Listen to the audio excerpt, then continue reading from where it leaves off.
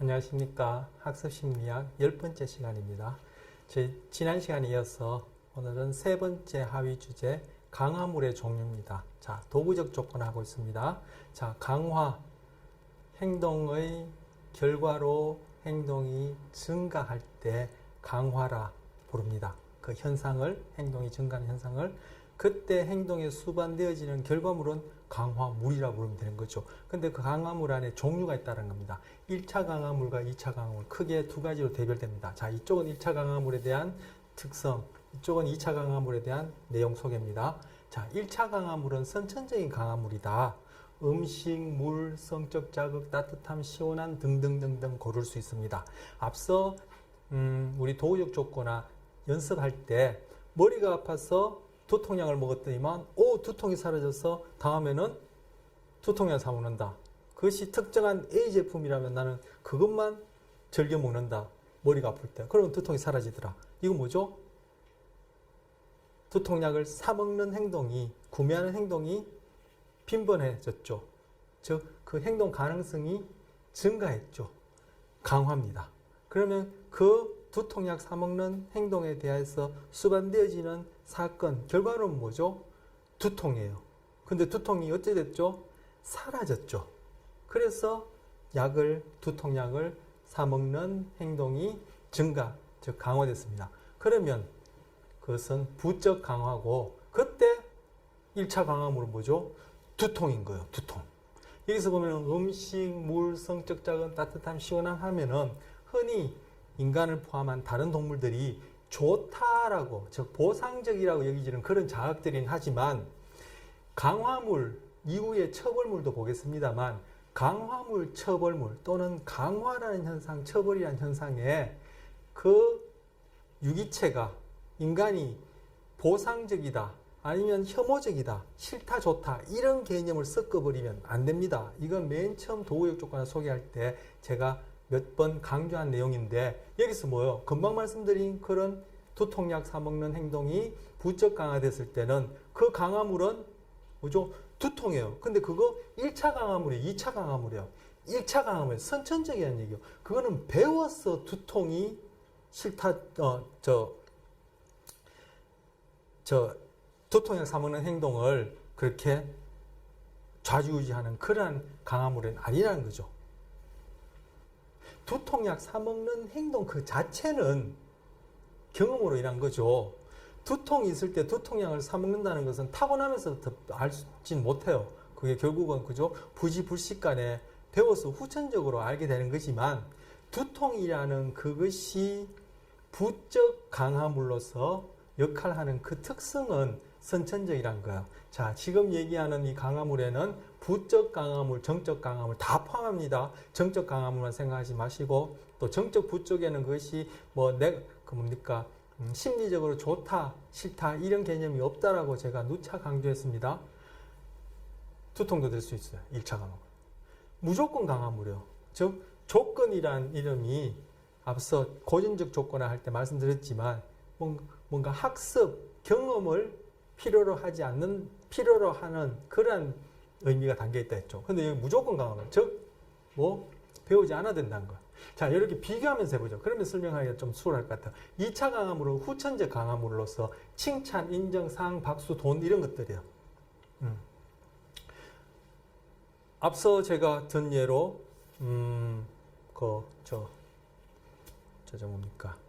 밥을 남기면은 야단을 맞는다. 이 경우에 그러면은 밥을 남기는 행동이 다음에 나타날 가능성이 줄어들겠죠. 줄어들었다면 그러면 그것은 처벌이라는 현상이 나타난 거예요. 그때 수반되어진 결과물은 처벌물이에요. 자, 지금 강화물 하고 있는데 지금 처벌물 왜 하지? 지금 처벌물 가서는 1차 처벌물, 2차 처벌물이라는 그런 용어가 소개가 안 돼요. 근데 여기 그대로 강화물 하고 있는데 처벌물 해서 헷갈릴지도 모르겠지만 그대로 집어넣으면 되는 거예요. 그러니까 1차 처벌물, 2차 처벌물이나 1차 강화물이나 2차 강화물이 똑같아요. 그래서 지금 처벌물을 집어넣는다면은 그렇게 밥을 남기면 야단을 맞을 때 그 야단은 뭐죠? 바로 후천적인 강화물이에요. 칭찬이나 인정상, 죄송합니다. 후천적인 강화물이야. 후천적인 처벌물이에요. 즉 후천적인 것이에요. 즉 칭찬이나 인정이나 상이나 박수, 도움과 같은 그런 것이라 볼 수 있죠. 앞서 그럼 지금 강화물과 관련해서 하나 하죠. 지금 처벌물 얘기하니까 또 뭐 헷갈릴 수도 있으니까 강화물 하나 더 하면 또 이제 또 정리가 또 될 것 같아요. 앞서 도박에서 큰 돈을 따고 나면 그 다음에 더 큰 돈을 건다 했죠. 그때 뭐요? 더 큰 돈을 거는, 즉 더 큰 돈을 도박에 베팅하는 그 행동은 강화됐어. 뭐에서 강화됐죠? 돈을 걸었더니만 거기에 수반되어진 결과가 돈이라는 강화물이 따랐어요. 이 경우에 정적 강화물이요. 정적 강화예요, 부적 강화예요. 도박하는 행동은 정적 강화됐어.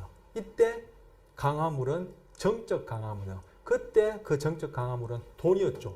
돈은 선천적인 것 아니죠. 후천적으로 그 돈이 강화력을 지닌 것이죠. 자, 그래서 1차 강화물은 무조건 강화물. 이렇게 2차 강화물과는 달리 후천적인 그러한 경험을 필요하다 하지 않는다. 즉, 조건 강화물 얘기를 해요. 그래서 이것이 고전적 조건으로 보면은 이 무조건 강화물은 US에 해당한다고 볼 수 있고 조건 강화물은 CS에 해당한다고 볼 수 있어요. 이 돈이 결국은 어떻게 강화물 역할을 하죠? 결국 이런 것들이 이것하고 다 짝지어졌기 때문에 그런 거죠. 돈 같은 경우에도.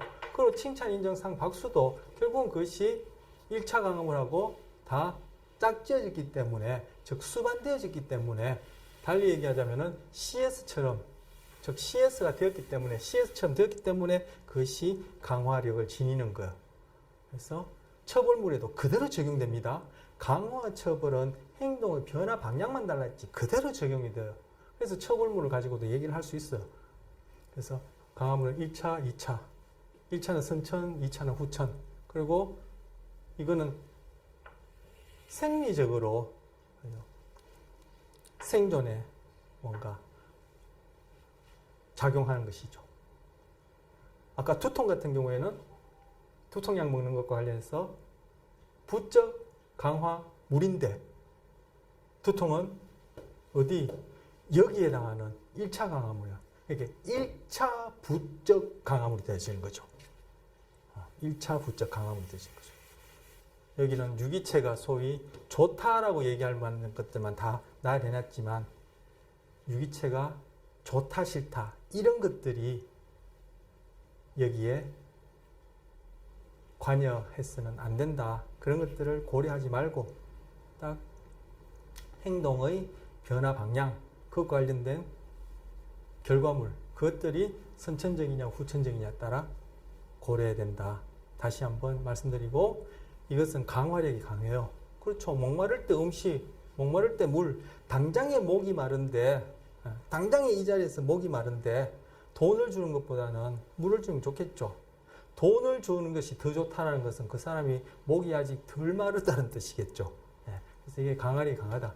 하지만 상대적으로 2차 강화물은 강화력이 상대적으로 약하다. 약하다. 칭찬, 인정보다는 그죠? 당장에 이런 것들이 생존에 항상성 유지라고 하는데 항상성 유지 직결되니까 강화력이 강하고 하지만 그 대신 효과가 빨리 상실돼서 쉽게 물린다는 거예요. 목마른 때 물 주면 그것이 강화력이 엄청 좋겠지만 계속 반복되어지면은 결국은 나중에 그건 뭐 그죠? 물림 현상이 일어나서 강화력이 없을 뿐만 아니라 나중에는 강화시키는 것이 아니라 물 먹는 것이 고역이 되어서 어떤 행동을 떨어뜨리는 처벌물도 될 수 있을 거예요. 그래서 물림 현상이 있다. 하지만 2차 강화물은 물림 현상이 없다, 덜하다, 효과가 오래 지속된다. 그리고 이 경우에는 다시 물림 현상이 일어난다. 저 강화력이 떨어진다 하더라도 다시 원상 회복이 강하죠. 왜? 우리는 다시금 배가 아프고 다시금 목이 마르고 다시금 생리적인 항상성 유지를 위해서 뭔가 그죠? 요구를 하게 되니까 바로 이러한 선천적 강화물은 원상 회복력이 강하다. 하지만 2차 강화물은 원상 회복력이 약하다. 이것이 강화력을 잃게 되면은 다시 강화력을 가지기에는 이것이 쉽지 않다. 그리고 행동을 즉각적으로 여기 상대되어지는 것은 이제 대응되어지는 것은 1차 강화물이 없는데 2차 강화물은 또 다른 특징으로서 행동을 즉각적으로 강화하기 쉽다라고 나와요. 어떤 행동 이후에 이러한 것들이 주어지는 것보다 그죠? 이러한 것들은 즉각적으로 주어지기가 쉽다는 거예요. 이런 것들이 입으로 그죠? 뭐 이렇게 예를 들어 음식을 든다면은 또는 물을 예를 든다면은 이렇게 입으로 주어졌을 때 그것이 결국은 신체에 그런 필요한 그러한 효과를 일으키기까지는 그리고 그것이 입으로 들어오기까지는 그것이 소요되어지는 시간이 있단 말이야. 우리 이후에도 보겠습니다만 고전적 조건에서 얘기하는 그런 근접성에 있어서 이것이 시간 간격을 더 요한단 말이에요.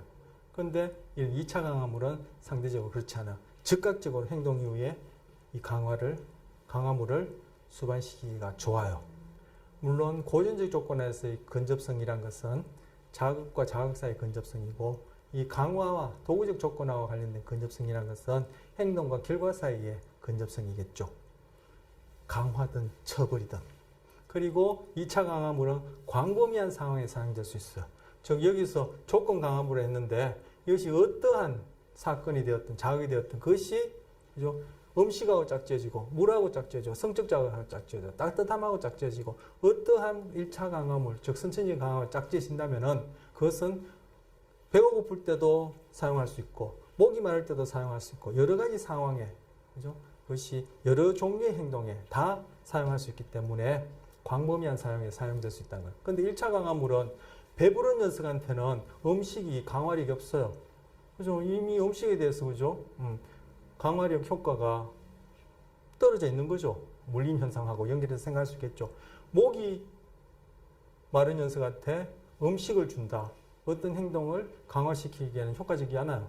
지금 추운 녀석한테 시원하게 해준다. 이거는 곤란하죠. 오히려 어떤 행동을 처벌할 때 쓰기에 적합할 거예요. 그것처럼 1차 강화물은 그러한 유기체의 특정한 그런 생리적 상황하고 짝지어져 있기 때문에 특정한 강화물을 가지고 여러 상황에 또는 여러 행동에 강화력을 발휘하기가 쉽진 않지만 2차 강화물은 그 2차 강화물이 무엇과 짝지어지냐에 따라 다방면에 사용될 수 있다는 거예요. 그래서 이렇게 광범위한 상황에 사용될 수 있는 2차 강화물을 일반 강화물이라 하고 그런 일반 강화물의 가장 대표적인 예가 바로 돈이에요. 돈은 지금 이런 1차 강화물하고 다 실제로 짝지어져 있죠. 짝지어져. 그래서 돈이면 다 된다. 황금 만능주의 이런 말이 의미하는 바가 바로 돈은 2차 강화물, 조건 강화물 중에 일반 강화물에 해당한다. 이렇게 얘기할 수 있어요. 그래서 돈이면 다 돼? 다 돼. 너는 황금 만능주의자야? 그래. 라고 한다면은 그건 학습심리학적으로 얘기하면은 그 사람은 그 사람에게 있어서는 돈은 일반 강화물이다. 어떠한 행동이든지 간에 증강시킬 수 있는 행동의 강화 현상을 일으킬 수 있는 결과물이다. 수반되어지는 강화물이다. 이렇게 학습심리학적으로 표현할 수 있고 자본주의 사회가 바로 돈은 일반 강화물이다 라고 한마디로 달리 표현할 수 있겠죠. 자, 1차 강화물, 2차 강화물 이렇게 구별되어집니다. 자, 네 번째 하이주의 조성과 연쇄시킵니다. 자, 앞서 봤던 도구적 조건화, 처벌도 이제 보겠지만, 처벌은 누차연 말씀드렸지만 방향만, 행동의 변화 방향만 다르다 했지 똑같거든요. 근데 이러한 도구적 조건화 가지고는 쥐가 레바를 누른다든지, 고양이가 문제상자를 빠져나온다든지, 아까 두통이 있을 때 두통약을 사먹는다든지, 도박을 해서 큰 돈을 따면은 돈을 크게 건다든지, 이러한 단순한 어떤 습관, 이런 것만 설명할 수 있는 것이지, 인간뿐만 아니라 다른 동물들도 정말 어떻게 저러한 행동이 가능하지 싶을 만큼 복잡하고 소위 창의적이고 통찰인가? 라고 얘기할 수 있을 정도로 여기지는 그러한 새로운 형태의 행동이 있는데 그거 너네 학습심리학자가 도구적 조건화로 설명할 수 있겠느냐라고 소위 비판을 한단 말이에요. 할 수 있다. 뭐 지금 조성과 연쇄짓기라는 것으로 설명하려는 거예요. 그래서 조성과 연쇄짓기는 새롭고 복잡한 일상적 적응 행동을 형성하고 이것이 결국은 뒤에서 이제 보겠지만 문화와 문명을 설명할 수 있어. 문화 문명이라는 게 결국 뭐예요? 우리가 시대마다 그러한 자연, 사회, 환경 안에서 적응적인 행동이 양식화된 것이 문화 문명. 문명은 물질적인 거, 문화는 정신적인 거 이렇게 과연 구별했는데 요즘은 뭐 물질하고 정신 사이의 구별이 그렇게 뚜렷하지 않고 어떤 물질적으로 그 표현되는 곳에는 그것이 다 그 시대 정신이 함유되어 있기 때문에 포함되어 있기 때문에 문화 문명 구별하지 않고 그냥 문화 하나만 얘기를 하는데 뭐 둘 다 같이 적어봤습니다. 이것을 설명할 수 있다는 거예요. 뭐 조성 연쇄짓기 이것이 결국은 넓게 적용하자면은 자, 조성 연쇄짓기는 교재 순서상 저 뒤편에 나오는 것인데 지금 도구적 조건화의 그러한 기본 절차 그리고 그 기본 절차와 관련해서 지금 그 강화물의 종류 이것과 연결해서 보는 것이 설명하기도 좋고 이해하기도 좋고 맥락이 이어지고 그러고 난 다음에 뒤에 가서 이제 도구적 조건에 영향을 주는 변인들 고전적 조건에서도 기본 절차 다음에 변인들 영향을 주는 변을 봤었죠. 그렇게 변인들 보고 또 고전 조건에서도 그 이후에 소급받듯이 여기서도 소급보고 그리고 고전 조건에서도 마지막으로 활용받듯이 여기서도 활용을 보고 이런 식으로 하려고 합니다. 자, 조성입니다. 지금 이거 비둘기를 이렇게 위에서 보여준 그림이에요. 이 비둘기가 하나, 둘, 셋, 넷, 다섯, 여섯 마리가 있는 것이 아니라 한 마리가 시계 이게 뭐냐 이렇게 맞죠? 네. 시계 방향으로 도는 행동이에요. 비둘기가 시계 방향으로 도는 행동 이거 어떻게 할까? 일상적으로 비둘기가 시계 방향으로 도는 행동을 여러분이 보신 적이 있나요? 저도 본 적은 없지만 특정한 상황에서 아주 일관되게 시계 방향으로 도는 행동은 하기가 힘들 거라 생각해요. 그런데 우연히 비둘기가 시계 방향으로 한 바퀴 뺑 돌거나 한 바퀴 뱅까지는 아니더라도 시계 방향으로 어느 정도 이렇게 도는 행동은 충분히 할 수 있겠죠. 자, 시계 방향으로 도는 이런 행동 이거 단순히 비둘기가 뭘 쪼아서 원반을 쪼아서 먹이를 받아 먹어서 원반을 자주 쪼는 행동이 강화되지는 것 바로 습관이라 얘기할 수 있는 행동보다는 복잡하다. 우리가 봐서는 상대적으로 단순한 것 같지만 이것도 단순한 행동은 아니거든요. 행동 자체가 이 복잡한 행동 도구 조건 안에 설명할 수 있느냐? 설명할 수 있다.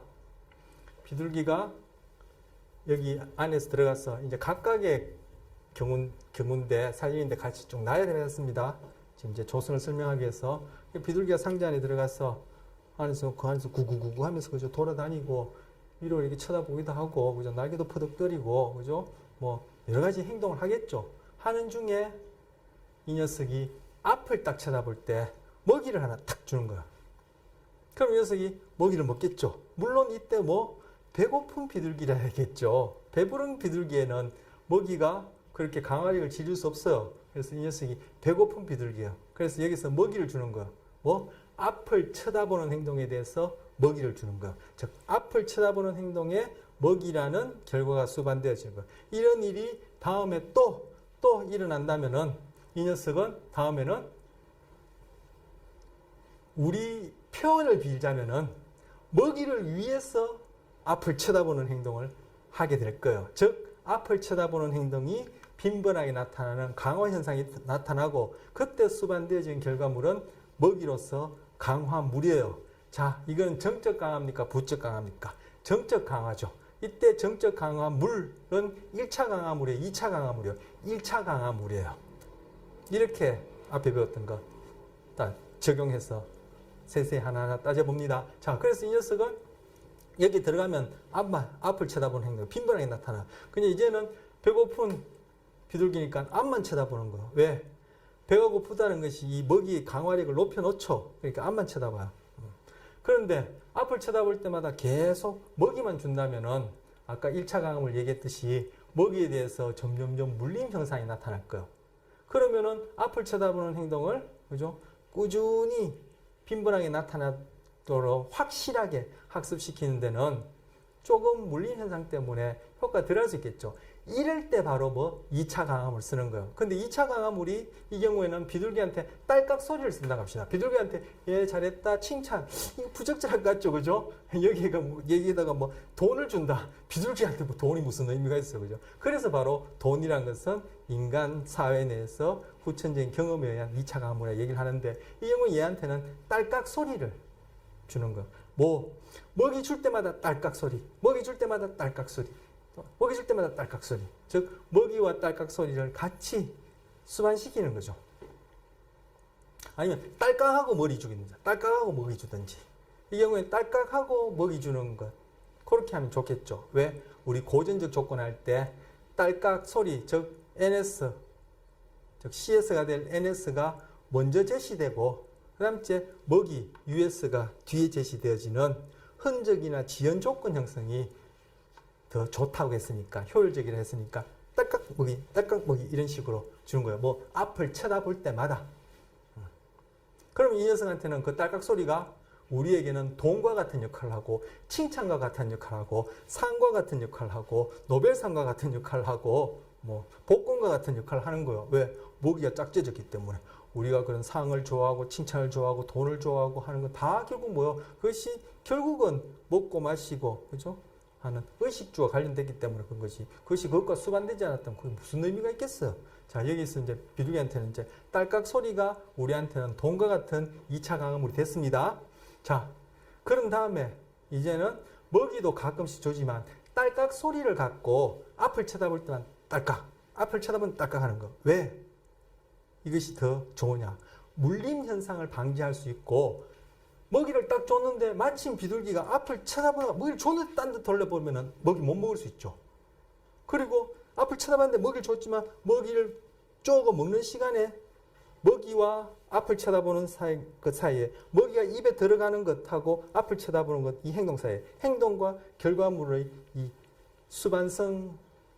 수반되어짐에 있어서 이 두 사건 사이에 시간적 근접성이 그죠? 낮아질 수도 있죠. 좀 전에 말씀드린 딱 쳐다봤어 딱 줬는데 딴 데 휙 돌아봐 버리면은 이게 지금 먹이 못 먹는단 말이에요. 그러다가 딴 데 보다가 이렇게 다시 봐서 먹이를 먹는다면은 이거는 앞을 쳐다보는 행동에 대해서 먹이가 수반되어진 것이 아니라 다른 행동에 대해서 먹이가 수반되어지기 때문에 앞을 쳐다보는 행동을 강화시키는 데는 또 방해가 될 수 있기 때문에 바로 2차 강함을 딸깍 소리를 주게 되면은 그죠? 앞을 쳐다보자마자 딸깍, 쳐다보자마자 딸깍 하면은 뭐 즉각적으로 강화물을 수반시킬 수 있는 거죠. 뭐 2차 강화물이라는 딸깍 소리를 수반시킬 수 있는 거죠. 그렇게 되면 이거는 뭐요? 앞을 쳐다보는 행동에 2차 강화물이 수반성은 말할 것도 없고 그죠? 근접성도 높으니까 고전적 조건에서도 수반성, 근접성이 높을수록 CR 반응이 잘 나타나는 것처럼 도구적 조건화도 그렇고 죄송합니다. 도구적 조건화에서 지금 보고 있는 강화와 관련된 조성도 그렇고 처벌도 그렇고 행동 이후에 수반성, 결과물의 수반성과 근접성이 높으면은 행동 변화, 즉 강화되었든 처벌이 되었든 잘 일어난단 말이에요. 이 경우에 지금 조성, 이건 처벌은 아닙니다. 조성과 관련해서 지금 뭐 그렇게 2차 강화물을 쓰는 것이 좋다는 것을 앞서 배운 강화물의 종류와 관련해서 다시 한번 말씀드린 겁니다. 자, 다시 이제 조성으로 넘어갑니다. 자, 그래서 이제 앞만 쳐다보면 딸깍 주는 거예요. 물론 딸깍 소리만 줘서는 안 되죠. 가끔씩 먹이 줘야 돼요. 딸깍 소리만 계속 주어지게 되면은 고전적 조건하에서 CS만 계속 제시하면 어떤 현상이 나타나는데도 소거 현상이 나타나겠죠. 그렇게 되어서 이제는 딸깍 소리가 강화력을 잃기 때문에 딸깍 소리를 주고 가끔씩 먹이도 줘요. 그럼 얘는 이제 이 상자 안에서는 앞을 쳐다보는 행동이 빈번히 나타날 거예요. 그런데 이제는 시계 방향으로 돌리고 싶단 말이에요. 이 녀석을. 그래서 앞을 쳐다보더라도 딸깍 소리를 안 줘요. 먹이도 안 줘요. 그럼 이 녀석이 계속 앞을 쳐다보는 행동을 빈번하게 보이다가 결국은 다른 행동을 할 거란 말이에요. 그런데 다른 행동 하는 중에 시계 방향으로 탁 도는 행동할 때 딸깍 하는 거예요. 더더욱 이런 경우에는 먹이 사용하는 것보다 딸깍 소리가 2차 강화물이 훨씬 시간적 근접성, 즉 행동 이후에 결과 수반에 있어서 근접성을 높이는 좋죠. 앞을 쳐다보다가 시방향을 획 도는데 먹이를 툭 주면은 다시 돌아서 먹이를 먹어야 되는데 그렇게 먹으라는 보장이 어디 있어요, 그죠? 비둘기가 그렇게 행동을 할 것 같습니까? 에이, 그럼 비둘기가 그렇지. 우리는 그렇게 하세요.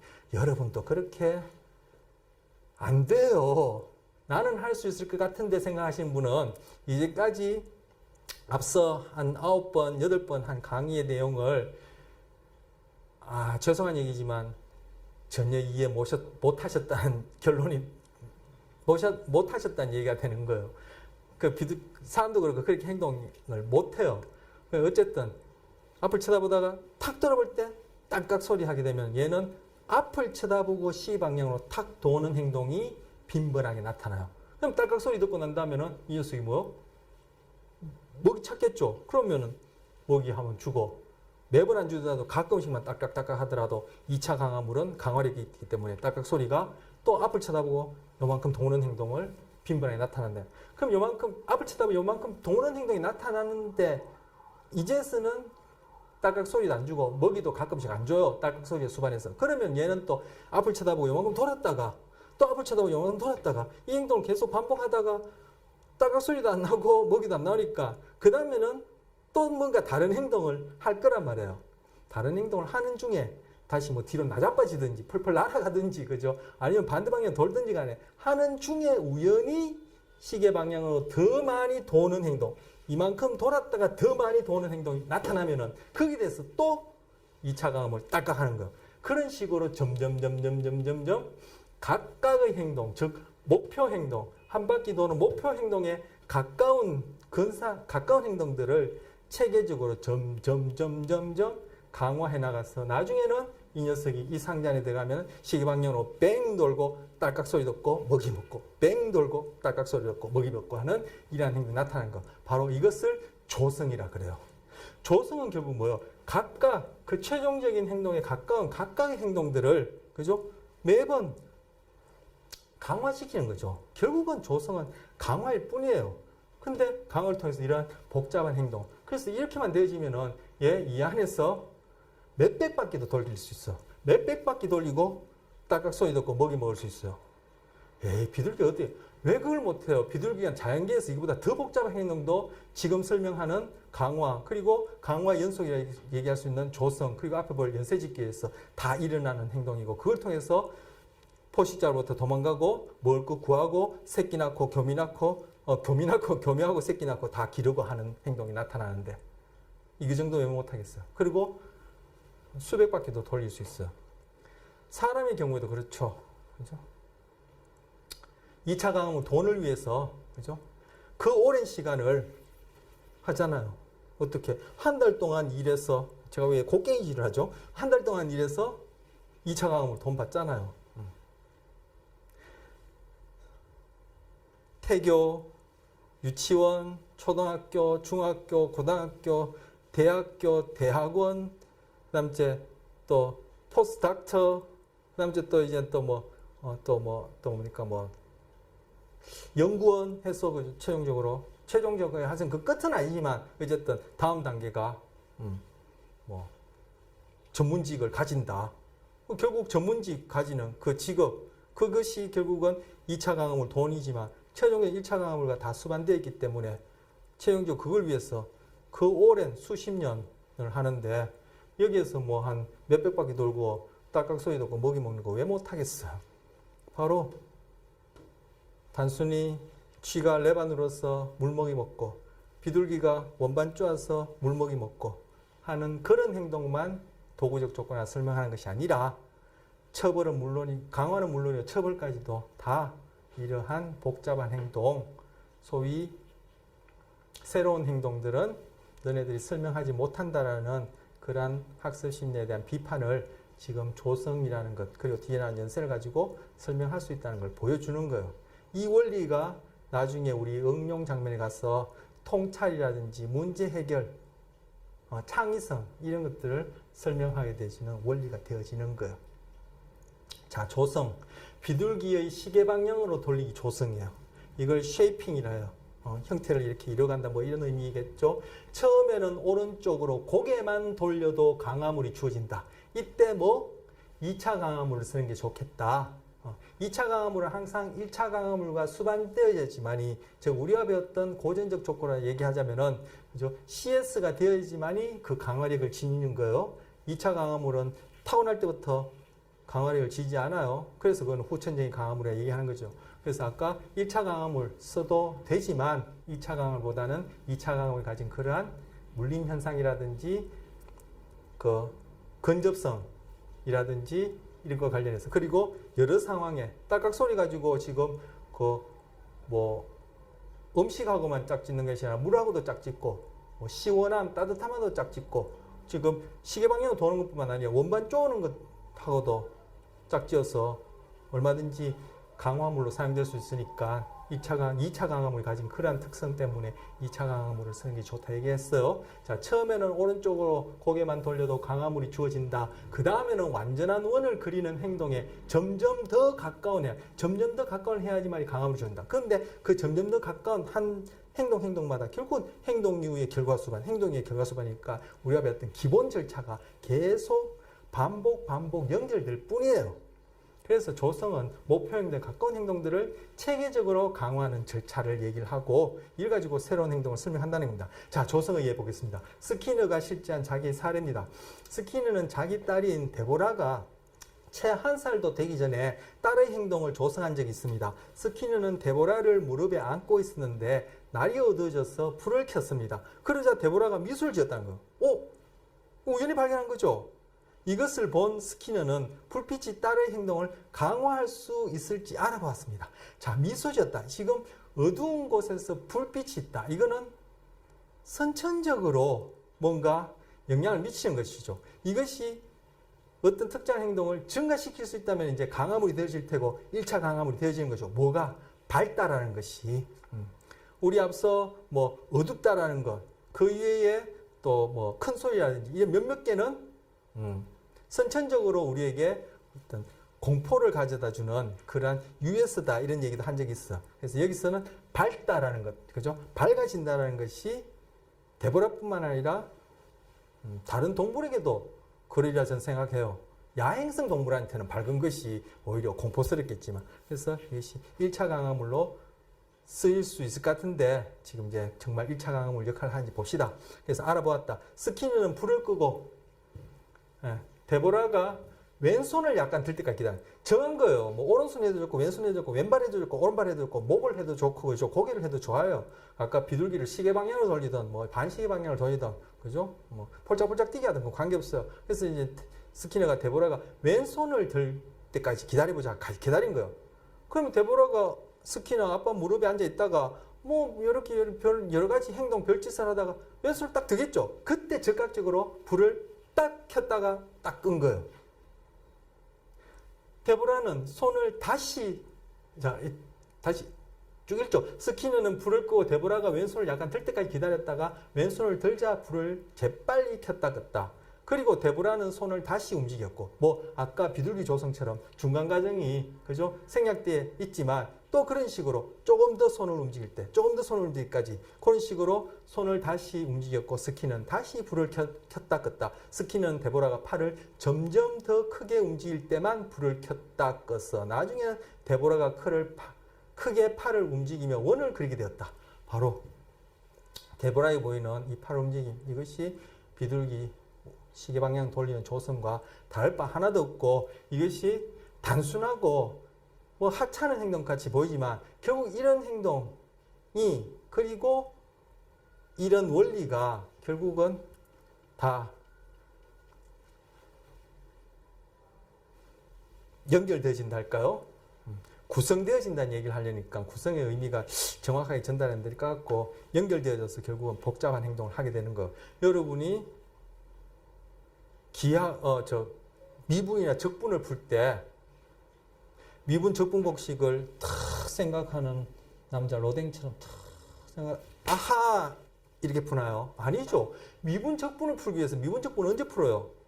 저 기억도 없어요. 미분적분이 뭔지도 기억이 잘 안 날 것 같은데. 그죠? 고등학교 때 풀죠. 고등학교 한 2학년 말 3학년쯤 되면 하나요. 요즘은 뭐 어떤지 모르겠어요. 워낙 뭐 우리 때와는 또 이게 또 그죠? 뭐 가르치고 배우는 게 달라서. 어쨌든 그럼 뭡니까? 그걸 하기 위해서는 초등학교 가서 뭐부터 하죠? 1, 2, 삐뚤빼뚤. 요즘엔 초등학교 1, 2, 3, 4 안 하죠. 이건 다 한 거죠. 선행학습이라서 다 해오죠. 어쨌든, 뭐, 학교에서 하든, 뭐, 집에서 하든, 뱃속에서 하든 간에 다 1, 2, 3, 4에서 덧셈, 뺄셈, 곱셈, 나눗셈부터 시작해가지고, 나중에 관로로 묶인 거는 뭘, 어떻게 해서 분수 배워서, 그렇게 해서 미분적분 하게 되죠. 그건 뭐요? 다 각각의 행동에 대해서 그러한 행동이 옳거니 잘했다, 적응적이다, 맞다라는 2차 강화물, 혹은 그게 수반해서 1차 강화물에 의해서 그 행동이 계속 강화되어서 그것들이 이제까지 본 것처럼 조성 과정을 통해서 결국 시계 방향으로 한 바퀴 도는 것처럼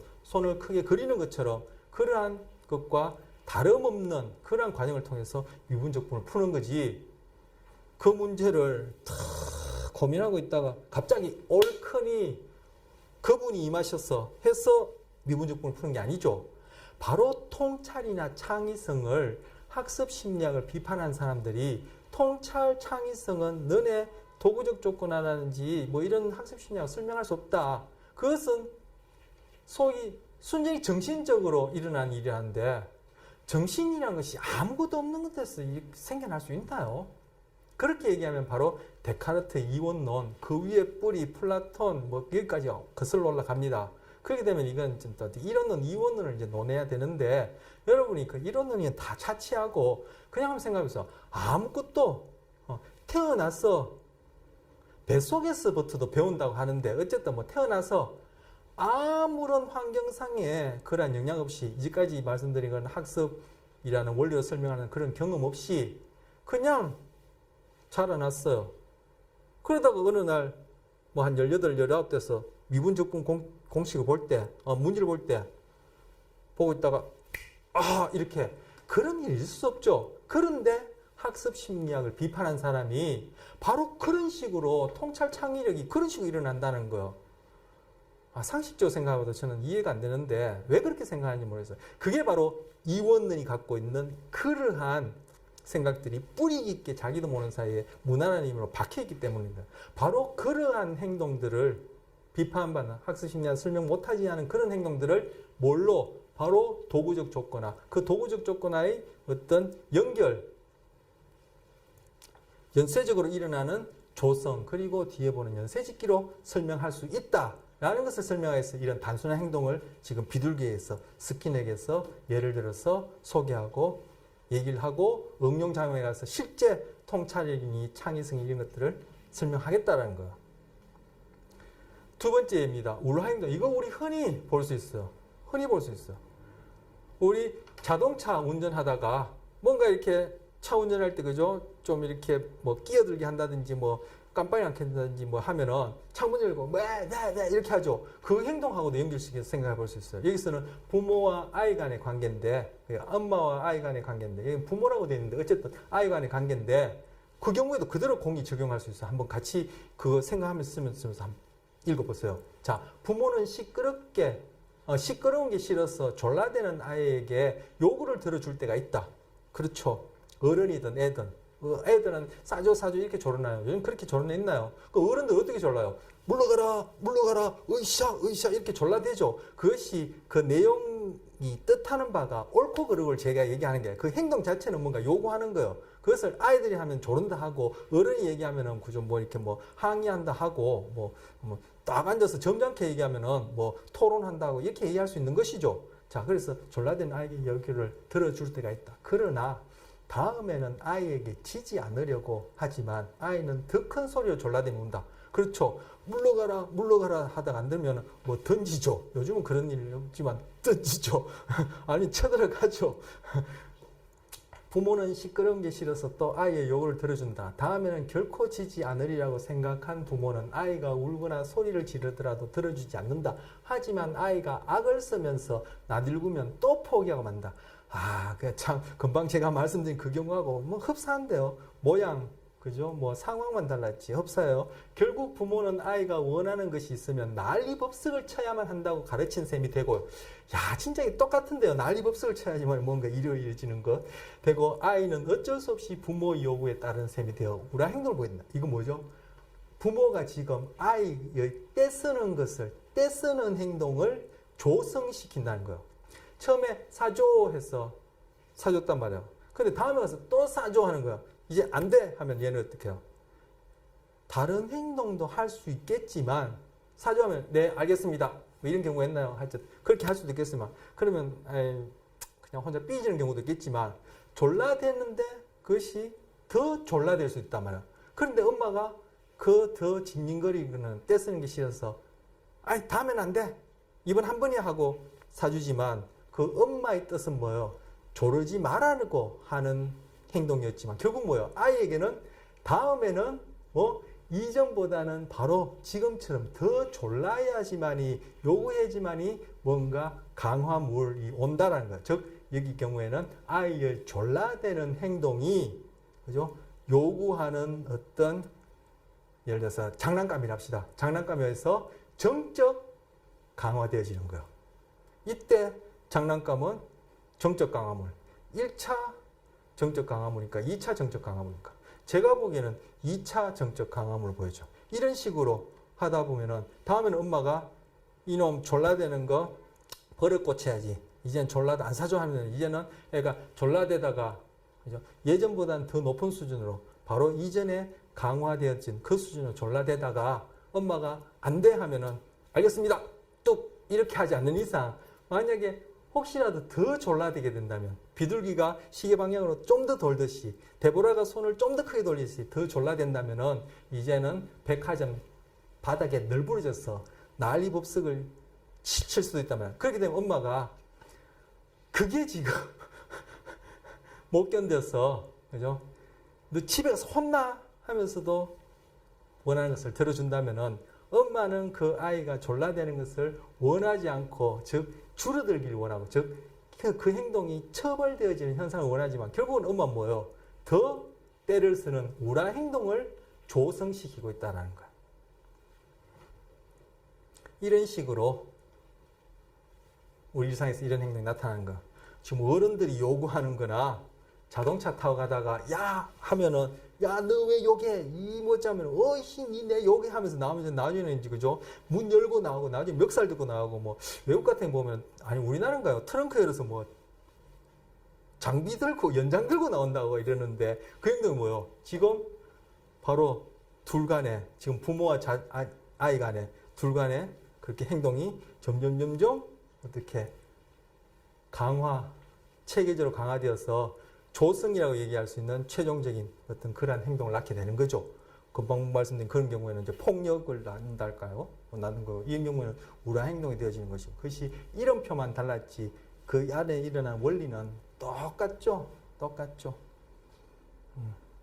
자, 조금 전에 그런 운전하다가 그런 일이 일어났을 때 상대방이 나에게 뭐 욕하고 뭐 폭행을 하려고 하는 그런 공격 행동은 정적 강화된 겁니까? 부적 강화된 겁니까? 처벌된 겁니까?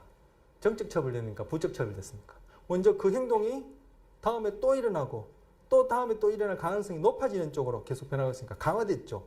그럼 자, 그 행동 이후에 어떤 결과물이 따랐어요? 나도 거기에 대해서 네 죄송합니다 알았습니다 하고 가는 것이 아니라, 네가 어쩌고 저쩌고 나한테 욕을 해 하면서 같이 되어드니까 그런 행동에 대해서 뭐 정적 강화되었죠. 그러면 이 내가 맞받아쳐서 욕을 한다든지 삿대질을 한다든지 인상을 쓴다든지 하는 이 행동은, 그죠? 정적 강화물이에요. 이 경우에 이 정적 강화물은, 그죠? 아까 강조했듯이 뭐요? 나에게 또는 상대방 유기체에게 좋다 싫다라는 것과 관계없이 분명히 내가 하는 욕인데도 그것이 상대방의 행동을 증가시킨다면은 강화물이고, 이 경우엔 정적 강화물이에요. 자, 욕 1차 강화물이니까 2차 강화물입니까? 2차 강화물이죠. 2차 강화물이죠. 칭찬이나 상이나 인정처럼 욕하고 삿대질하는 거 2차 강화물에 해당한다 볼 수 있습니다. 자, 강화물 강화, 처벌, 그리고 정적 강화, 부적 강화, 그리고 처벌물, 강화물 이런 용어들 할 때 듣기 좋고 입에 달고 몸에 해롭고 좋고 기분 좋고 이런 거 고려하시면 엉망진창 우리가 하나도 안 풀리고 헷갈려요. 그리고 이런 용어는 그런 기준으로 세운 게 아니기 때문에 제가 몇 번씩 강조하는데 꼭 염두에 두시길 바랍니다. 자, 우라행동 조성의 예예요.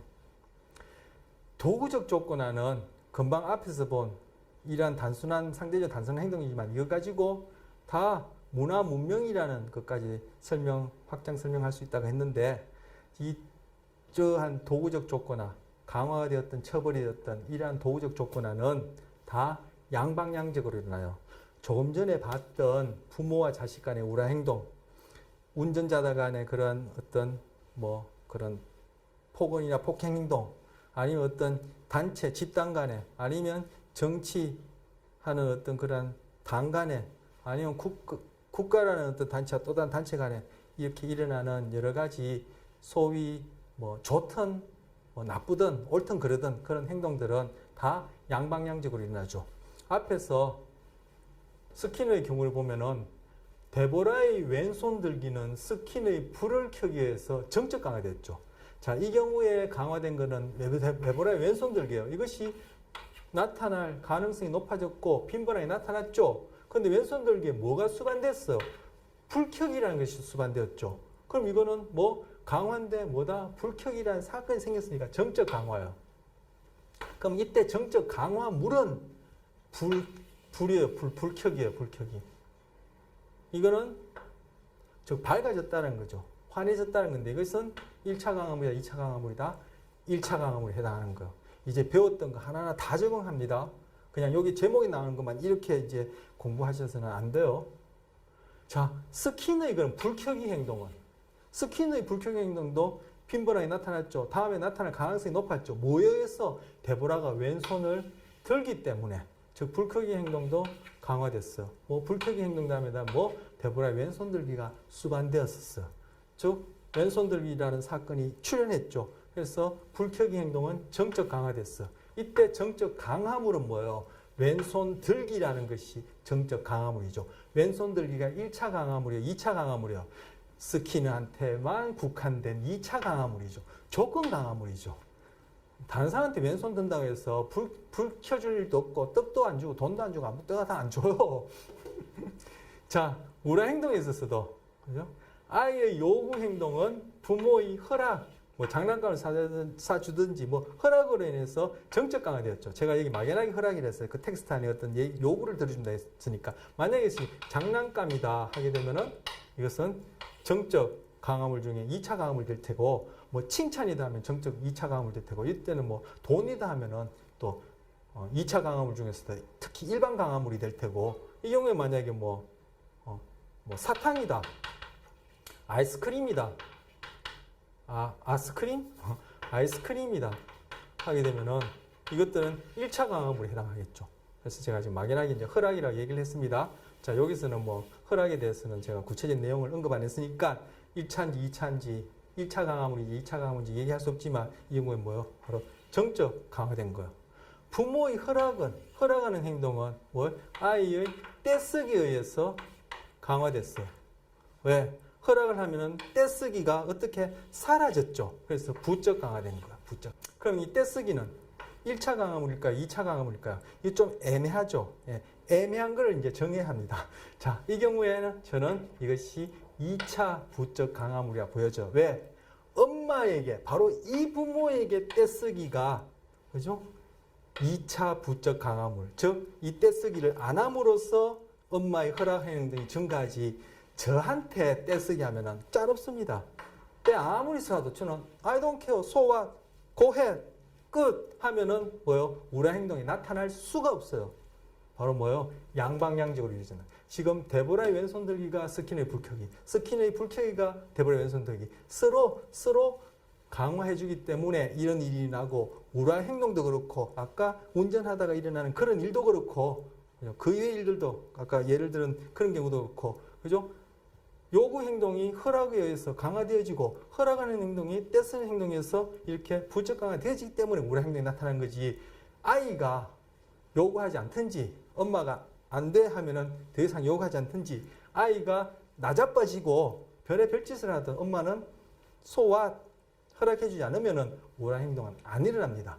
데보라가 아무리 왼손을 들고 그죠? 빙빙 돌려도 스키너가 불을 켜주지 않으면은 다음에 왼손 드는 행동이 나타날 가능성은 없습니다.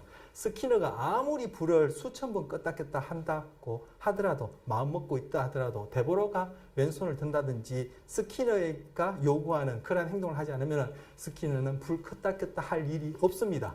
바로 스키너에게서는 왼손 들기가 중요하고 부모에게서는 떼쓰기가 부적 강화물로 작용하지만 그것이 누구냐에 따라 이것이 강화물로서 역할을 못할 수도 있기 때문에 여러분의 개인적인 일이든 이와 유사한 일이든 아까 예를 들은 그런 일이든 집단적이든 국가 민족이 되었든 거기에서 일어나는 사건은 다 양방향적으로 그 수반되어진 결과가 개인에게 단체에게 국가에게 그 시대에 있어서 그것이 뭐 강화력을 지니기 때문에 그렇지 그것이 I don't care 아무리 떼써봐 그것하고 내 행동사에는 수반성 없음 하면은 그러한 행동은 나타날 수가 없습니다.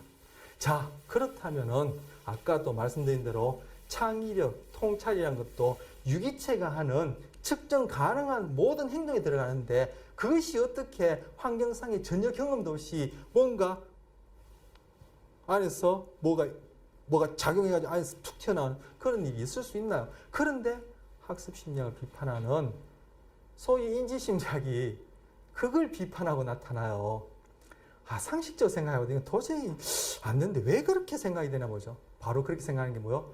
바로 이원론. 정신과 몸은 정신과 행동은 별개다라고 생각하는 그것이 뿌리 있게 바뀌기 때문에 그 사고에서 무의식적으로 딱 잡혀서 못 벗어나는 거예요. 자동적으로 그냥 그런 이원론적 생각을 하는 거예요. 그래서 학습심리학에서 뭐요?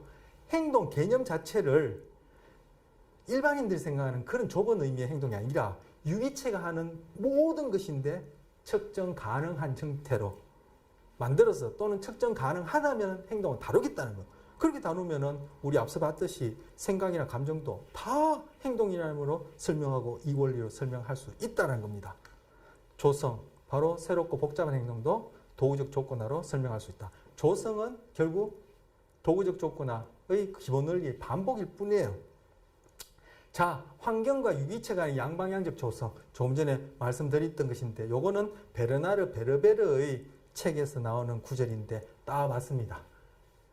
우리에 갇힌 힌지 3마리가 각자의 연구 성과를 결산합니다. 첫 번째 힌지가 말합니다. 나는 위대한 과학자야. 내 전공은 물리학이지. 나는 저기 보이는 커다란 바퀴를 연구했어. 저 바퀴는 발전기와 연결되어 있어. 내가 밝혀낸 법칙에 따르면 발전기와 연결된 작은 전구의 불빛은 바퀴 안에서 우리가 얼마나 빨리 달리느냐에 따라 밝기가 달라져. 달리는 속도가 빠를수록 불빛이 밝아지지. 이거 바로 도구적 조건화와 관련해서 설명할 수 있는 거예요. 지금 쥐가 이게 쳇바퀴 돌리는 행상은 이것이 진화적으로 이제 설명할 때 본능적이라 그러거든요. 이것을 왜 돌리냐 하면은 결국 뭐 이것이 그런 포식자에 대한 어떤 그런 도망가는 행동이 이렇게 본능적으로 나타나서 그렇다. 즉 우리가 봤던 반사 반응, MAP 일반 행동 특질 중에는 이것이 뭐 그 MAP에 해당하는 행동이다 이렇게 볼 수 있겠죠. 아니면 이것이 결국 그 신체의 어떤 그 칼로리 달리면 비만이 되지 않도록 어떤 그런 그 대사와 관련된 그런 칼로리 조절을 위한 그러한 적응적인 행동이다 이렇게 설명하게 돼요. 어쨌든 됐든 그것이 우리가 반사 반응은 아닐 테고 유기체 전체가 관여하니까 그리고 일반 행동 특질로 뭉뚱그려서 그 행동을 뭐죠 내성적이다, 외향적이다, 공격적이다 이렇게 표현할 수 있는 행동은 아니니까 이제 MAP 전형적 행위 패턴이 될 텐데 쓸추리에서 나타나는 행동이 될 텐데 이 녀석을 쳇바퀴가 있는 상자 안에 넣어놓고 깜깜한 상자 안에 넣어놓으면 이 녀석이 쳇바퀴를 돌려요. 깜깜하지 않고 환하다 하더라도 돌리겠지만 이제 돌려요. 돌릴 때 불이 켜진다든지 그 불빛과 관련해서 뭔가 먹이가 주어지는 식으로 이렇게 1차 강화물, 2차 강화물 이렇게 수반시켜서 이 쳇바퀴 돌리기를 도구적 조건으로 강화를 시킬 수 있단 말이에요. 바로 그걸 얘기를 하는 거야. 이 베르나르 베르베르가 과학 기자였기 때문에 이런 류의 소설을 이제 많이 쓰고, 이 사람이 쓰는 이제 내용이나 사례 거기 나온 용어들 보면 굉장히 전문적인 용어 내용들이 많아요. 그 실제 뭐 우리 전공책 보는 만큼 전문성이 있어요. 보는 만큼 뭐 그와 동일하게 전문성이 있는데 바로 그걸 이제 의미하는 거예요. 자, 여기서 환경과 유기체 간의 양방향적을 했는데 바로 인간 입장에서 우리 중심적으로 보지 말고 우리도 환경 안에 하나의 어떤 그런 유기체로서 이 전체 이 지구라는 이 전체를 하나의 유기적으로 연결된 어떤 관계 속에서 우리를 이해해보자 말이에요. 그러면은 지금 쥐 입장에서는 이렇게 표현할 수 있다는 거예요. 과학자인데, 물리학자다. 바퀴를 돌리면은 불이 켜지는데 이걸 얼마나 빨리 돌리고 하냐에 따라 그 밝기를 조절할 수 있는 그런 원리를 알게 됐다는 거. 뭐 어떻게? 행동적으로 알게 된 거죠. 그러니까 얘는 뭐요? 불을 밝히기 위해서 빨리 돌리고, 불이 밝기가 어느냐에 따라 먹이가 나오는지 안 나오는지 그런 결과에 의해서 이 행동이 도구적 강화되어서, 도구적 조건에 대해서 그 행동을 가지고 결국 먹이가 주어지는 환경하고 서로 양방향적으로 그렇게 적응해 나간다는 거죠. 만약에 바퀴를 돌리는데 먹이가 안 나오면은 바퀴 돌리겠어요? 먹이가 아무리 주어질 준비가 돼 있다 하더라도 바퀴 안 돌리는데 먹이가 나오세요? 나오겠어요? 바로 환경과 유기체 사이에 양방향적으로 조성되어서 결국은 바퀴를 돌리게 되는 것이죠. 아까 써본 스키너의 예나 우라 행동의 예처럼. 자, 두 번째 쥐를 보죠. 뭐 그 정도를 가지고 위대하다 그래. 나는 훨씬 위대한 과학자야. 내 전공은 기하학이지. 나는 수학 공식 하나를 발견했는데 어떤 미로에 들어가든 금방 길을 찾아낼 수 있게 해주는 공식이야. 나의 발견 덕분에 우리는 앞으로 상당히 많은 시간을 절약할 수 있어. 여기에다가 쥐를 넣지 말고 우리 인간을 넣어봐요. 똑같지 않습니까? 다른데요? 뭐가 다릅니까?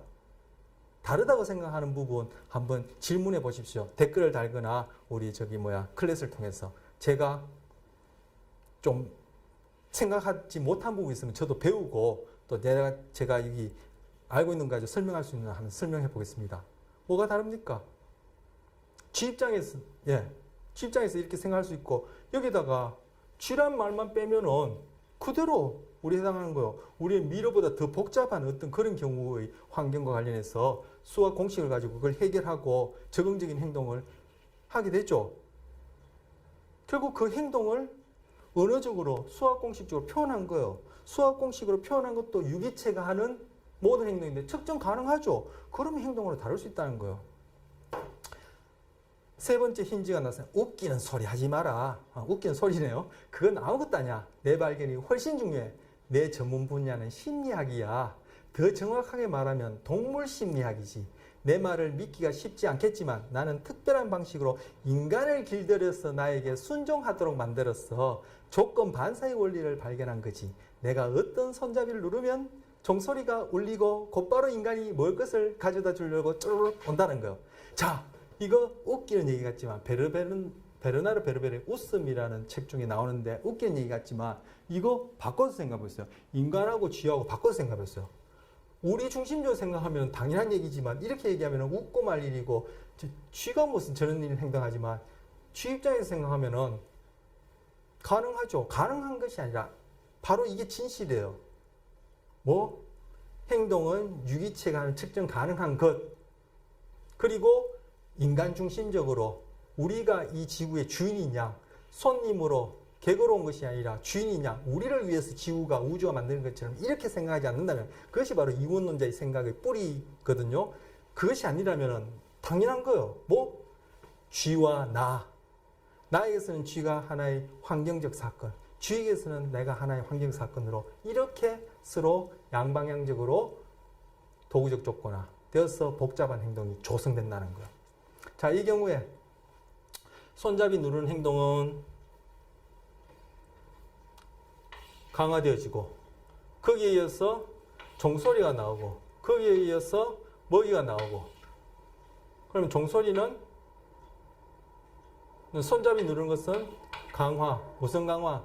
종소리가 출현하고 먹을 것이 없기 때문에 정적 강화. 이때 종소리는 2차 정적 강화물, 먹이는 1차 정적 강화물 이렇게 되어지는 거예요. 자, 우리는 쥐가 손잡이 누르는 것을 강화시킨다고 생각하지만 거꾸로 보면은 쥐가 우리가 인간이 실험이라는 상황에서 적응적인 행동을 위하여, 즉 적응적인 뭔가 실험 연구 결과 이 행동이 어떻게 설명할 수 있는지 심리학이라는 것에 있어서 적응적인 어떤 행동을 하기 위해서, 그죠? 쥐에 의해서 조성되어서 쪼로록 가서 종소리 이후에 먹이가 주어지도록 이렇게 행동하는 거죠. 자, 거꾸로 인간이 먹이 주는 행동은, 인간이 먹이 가져다 주는 행동은 강화, 뭐에 의해서? 쥐가 종소리에 의해서, 종소리에 뭐에 의해서? 쥐가 손잡이 누르는 행동에 의해서. 먹이를 왜 가져다 줘요? 종소리가 났기 때문이죠. 종소리는 왜 나요? 손잡이를 눌렀기 때문이죠. 아까 스키너, 데보라의 경우하고 우라 행동의 경우하고 양방향적 생각했을 때 이 경우에도 인간의 먹이를 가져다 주는 행동이 쥐의 행동에 의해서 강화되어지는 것이죠. 그래서 종소리나 쥐가 손잡이 누르는 행동은 이 인간, 바로 심리학이라는 그런 환경에서 적응적인 행동을 하는 이 인간에게 있어서는, 이 인간에게 요같은 이 사람에게 있어서는 다 2차 강화물이죠. 이런 행동이 이 사람한테는 의미가 있는, 즉 후천적 경험에서 의미가 있는 강화물이 된 거예요. 그런데 뭐 심리학 하지 않고 다른 사람한테는 종소리라든지 쥐가 누르든지 간에 아무런 의미가 없죠. 그러면 이 것들은 이 사람한테만 바로 심리학이라는 걸 연구하는 그 상황에서 적응적인 행동을 강화시키는 2차 강화물로서 역할을 하는 거예요. 자, 아까 말씀드린 대로 다시 행동은 유기체가 하는 측정 가능한 모든 것. 그리고 우리가 이 환경상에 유기적으로 관계하는 것 중에 관계 속에서 한 유기체다 생각하고 보시면 이거 뭐 아주 당연한 얘기죠. 이렇게 얘기할 수 있는 것이. 쥐가 정말 이렇게 생각할까? 이렇게 생각할까 안 할까 중요하지 않아요. 행동, 유기체는 측정 가능한 모든 것. 설사 인간만 생각한다 하더라도, 느낀다 하더라도 그것조차도 유기체가 측정 가능한 모든 것으로 벌써 학기 초에 딱 행동이라는 이름 안에 개념 정리 다 했습니다. 거기서 자꾸 벗어나시면 헛갈려요. 말도 안 되는 소리 같지만 이것이 만약에 말도 안 되는 소리처럼 들리면은 이제까지 걸쳐서 한 수업을 하나도 이해 못 하셨다는 증거입니다. 자, 환경과 유기체 간에는 우리가 양방향적으로 선택을 합니다. 앞서는 양방향적으로 도구적 조건한다 해놓고 좀 뒤에는 양방향적으로 조성한다 했어요. 조성은 도구적 조건하에 계속 반복이라 했으니까 같은 말이에요. 그 안에 있는 기본 원리는. 그런데 선택이라 했어요. 선택, 이것도 제가 단어만 바꿨어요. 스키너는 데보라의 왼손 들기를 선택했고, 데보라는 스키너의 불켜기 끄기에 의해서 그 밝아짐을 선택한 거예요. 엄마는 자기가 원하고 안 원하고는 관계없어요. 그죠? 결국은 자기는 아이의 떼쓰기 행동을 선택한 거예요. 요구를 들어주는 자기 행동에 의해서. 결국 그 행동을 선택하는데 다음에는 좀 더 세게, 좀 더 세게, 좀 더 세게 하게끔 자기는 선택한 거예요. 자기는 그걸 원하지 않았는데 관계없습니다. 그래서 여기서 원했다 안 원했다 이런 심리적인 거 넣게 되면 이거 다 헷갈리게 돼요. 그래서 처벌은 나쁜 것, 강화는 좋은 것, 이거 보상 이런 의미, 그리고 강화물에 1차 강화물, 2차 강화물에도 그렇고, 그리고 정적 강화, 부적 강화, 정적, 부적 이런 데도 좋다 싫다 이런 거 넣으면은 이거는 엉망진창이 돼버려요. 그렇게 하면 설명력이 없어요. 그래서 엄마는 자기가 원코 안 하든 간에 그거는 또 다른 하나의 생각으로서, 의지로서, 감정으로서 행동이고, 실제 자기가 판을 벌여놓은 그 행동은 뭐예요? 애는 다음보다는 조금 더 때를 써. 그 다음에는 이보다 더 때를 써야 돼. 라는 그 행동을 계속 선택해왔고, 아이는 뭐요? 엄마의 요구 들어주는 그 행동을 선택한 거죠. 그래서 양방향의 선택을 했어요. 근데 이 선택이 뭐? 바로 우리 처음 시작할 때 자연 선택의 선택하고도 똑같다는 얘기예요. 그 쥐가 문제 상자 안에서 불필요한 행동은 점점 줄어들고 필요한 행동 뭐죠? 문제 상자라는 그 환경, 상황 하에서 필요한 행동 뭐요? 적응적인 행동 뭐요? 고리 당기기가 선택되었죠. 다른 행동들은 처음에 고리 당기기는 나타날 가능성이 있고 다른 행동들은 굉장히 빈번하게 나타났어요. 그런데 다른 행동들이 그 상황 하에서 적응적이 못했기 때문에 환경 하에서 노출되어지는 그런 행동에 영향을 줄 수 있는 그 문제 상자라는 환경에 노출되어지는 경험을 반복하면서 고리 당기는 행동은 서서히 선택되어지고 그 이외의 행동은 다 도태되었어요. 바로 학습 상황에서 도구적 조건에서 상황에서 강화가 되었던 처벌이 되었던 그 행동이 증가하거나 감소하는 것은 자연 선택에서 특정한 유전적 특성이 신체적으로 행동적으로 생존과 번식에 유리하다는 이름으로 세대를 거듭해서 선택되어지는 거나 똑같다는 얘기예요. 그래서 다 배워보시면 이것이 결국은 하나로 변화 대 변화라는 이름으로 그 아래 서로 양방향적으로 선택하는 메커니즘이다. 이렇게 한마디로 결론 내릴 수 있어. 그래서 자연 선택이나 이제까지 본 도구적 조건화 해서 양방향적으로 이런 선택이나 동일해요. 이 경우에는 뭐 소위 내추럴하게 자연 현상이라서 산속이나 밀림이나 그죠? 뭐 산꼭대기에서 일어나는 일이 아니라 바로 이 시간 우리 살고 있는 이 환경 속에서 내추럴하게 환경과 유전자 사이에 서로 선택되어지듯이 지금 배운 이러한 도구적 조건화가 양방향적으로 선택되어진다는 거. 자연 선택에서는 내추럴하게 환경의 유전자만 선택하지 어떻게 그 유전자가 환경을 선택해요? 그렇게 질문할 수 있겠죠. 그건 질문이 듭니까? 아니 복잡해서 그런 질문도 아예 안 들어요? 뭔 소리인지 모르겠어요. 이제 점점 복잡해집니다. 자연 내추럴하게 그럴 수밖에 없는 과정을 통해서 생존에 유리한 유전자가 선택되었어요. 나에게 있어서 이 환경은 날씨가 덥다, 춥다, 산이 높다, 낮다, 차가 많다, 적다 이런 것만 환경이 아니라 주변에 사람들이 많아졌다, 인구 밀도가 높아졌다, 노인 연령층이 많아졌다, 뭐 이런 것도 다 환경이에요. 그러면 자 쉽게 서로 양방향적으로 선택한다는 자연 선택에서도 일어나는 선택한다는 것을 예를 들기 위해서 동물의 경우를 예를 들면 제가 토끼예요. 토끼에게 있어서는 여우가 포식자예요. 즉 토끼에서 여우는 하나의 환경 사건이에요. 그런데 이 여우가 토끼를 잡아먹는데 이 토끼 중에서도 빨리 도망가는 녀석들은 여우에게 잡아먹힐 확률이 낮아요. 상대적으로 병들고 나약하고 뛰더라도 토끼가 다 똑같은 속도를 뛰나요? 아니죠. 조금이라도 늦게 뛰거나 아니면 타고난 그런 유전 행위 때문에 신체적 구조가 뛰기에 조금이라도 불리한 점이 있다면 그 녀석들도 잡혀 먹을 거예요. 그러면은 다음 세대 토끼들은 살아남은 토끼들의 유전자를 받기 때문에 더 빨리 뛰는 토끼들이 남아있을 거예요. 그럼 그 중에서 또 여우가 잡아먹으면은 또 상대적으로 빨리 도망가기에 불리한 녀석들만 잡아먹히겠죠. 자연 선택이에요. 그런데 이 토끼가 세대를 거듭하면서 점점 빨라진다는 얘기는 이쪽 여우 입장에서 보면은 여우 안에도 토끼를 더 잽싸게 잘 잡는 수도 있을 테고 좀 더 어리버리한 저처럼 어리버리한 이런 여우도 있을 거란 말이에요. 그러면 이런 상대적으로 토끼 잡는 데에 능숙하지 못한 여우는 생존 그리고 새끼를 낳아서 더 많은 새끼를 낳아서 자기 유전자를 남겨주기에 불리해지죠. 그러면 이 여우 집단 안에서도 토끼를 상대적으로 잘 못 잡는 여우들의 숫자는 세대를 거듭하면서 오랜 시간을 거쳐서 많은 세대를 거쳐서 점점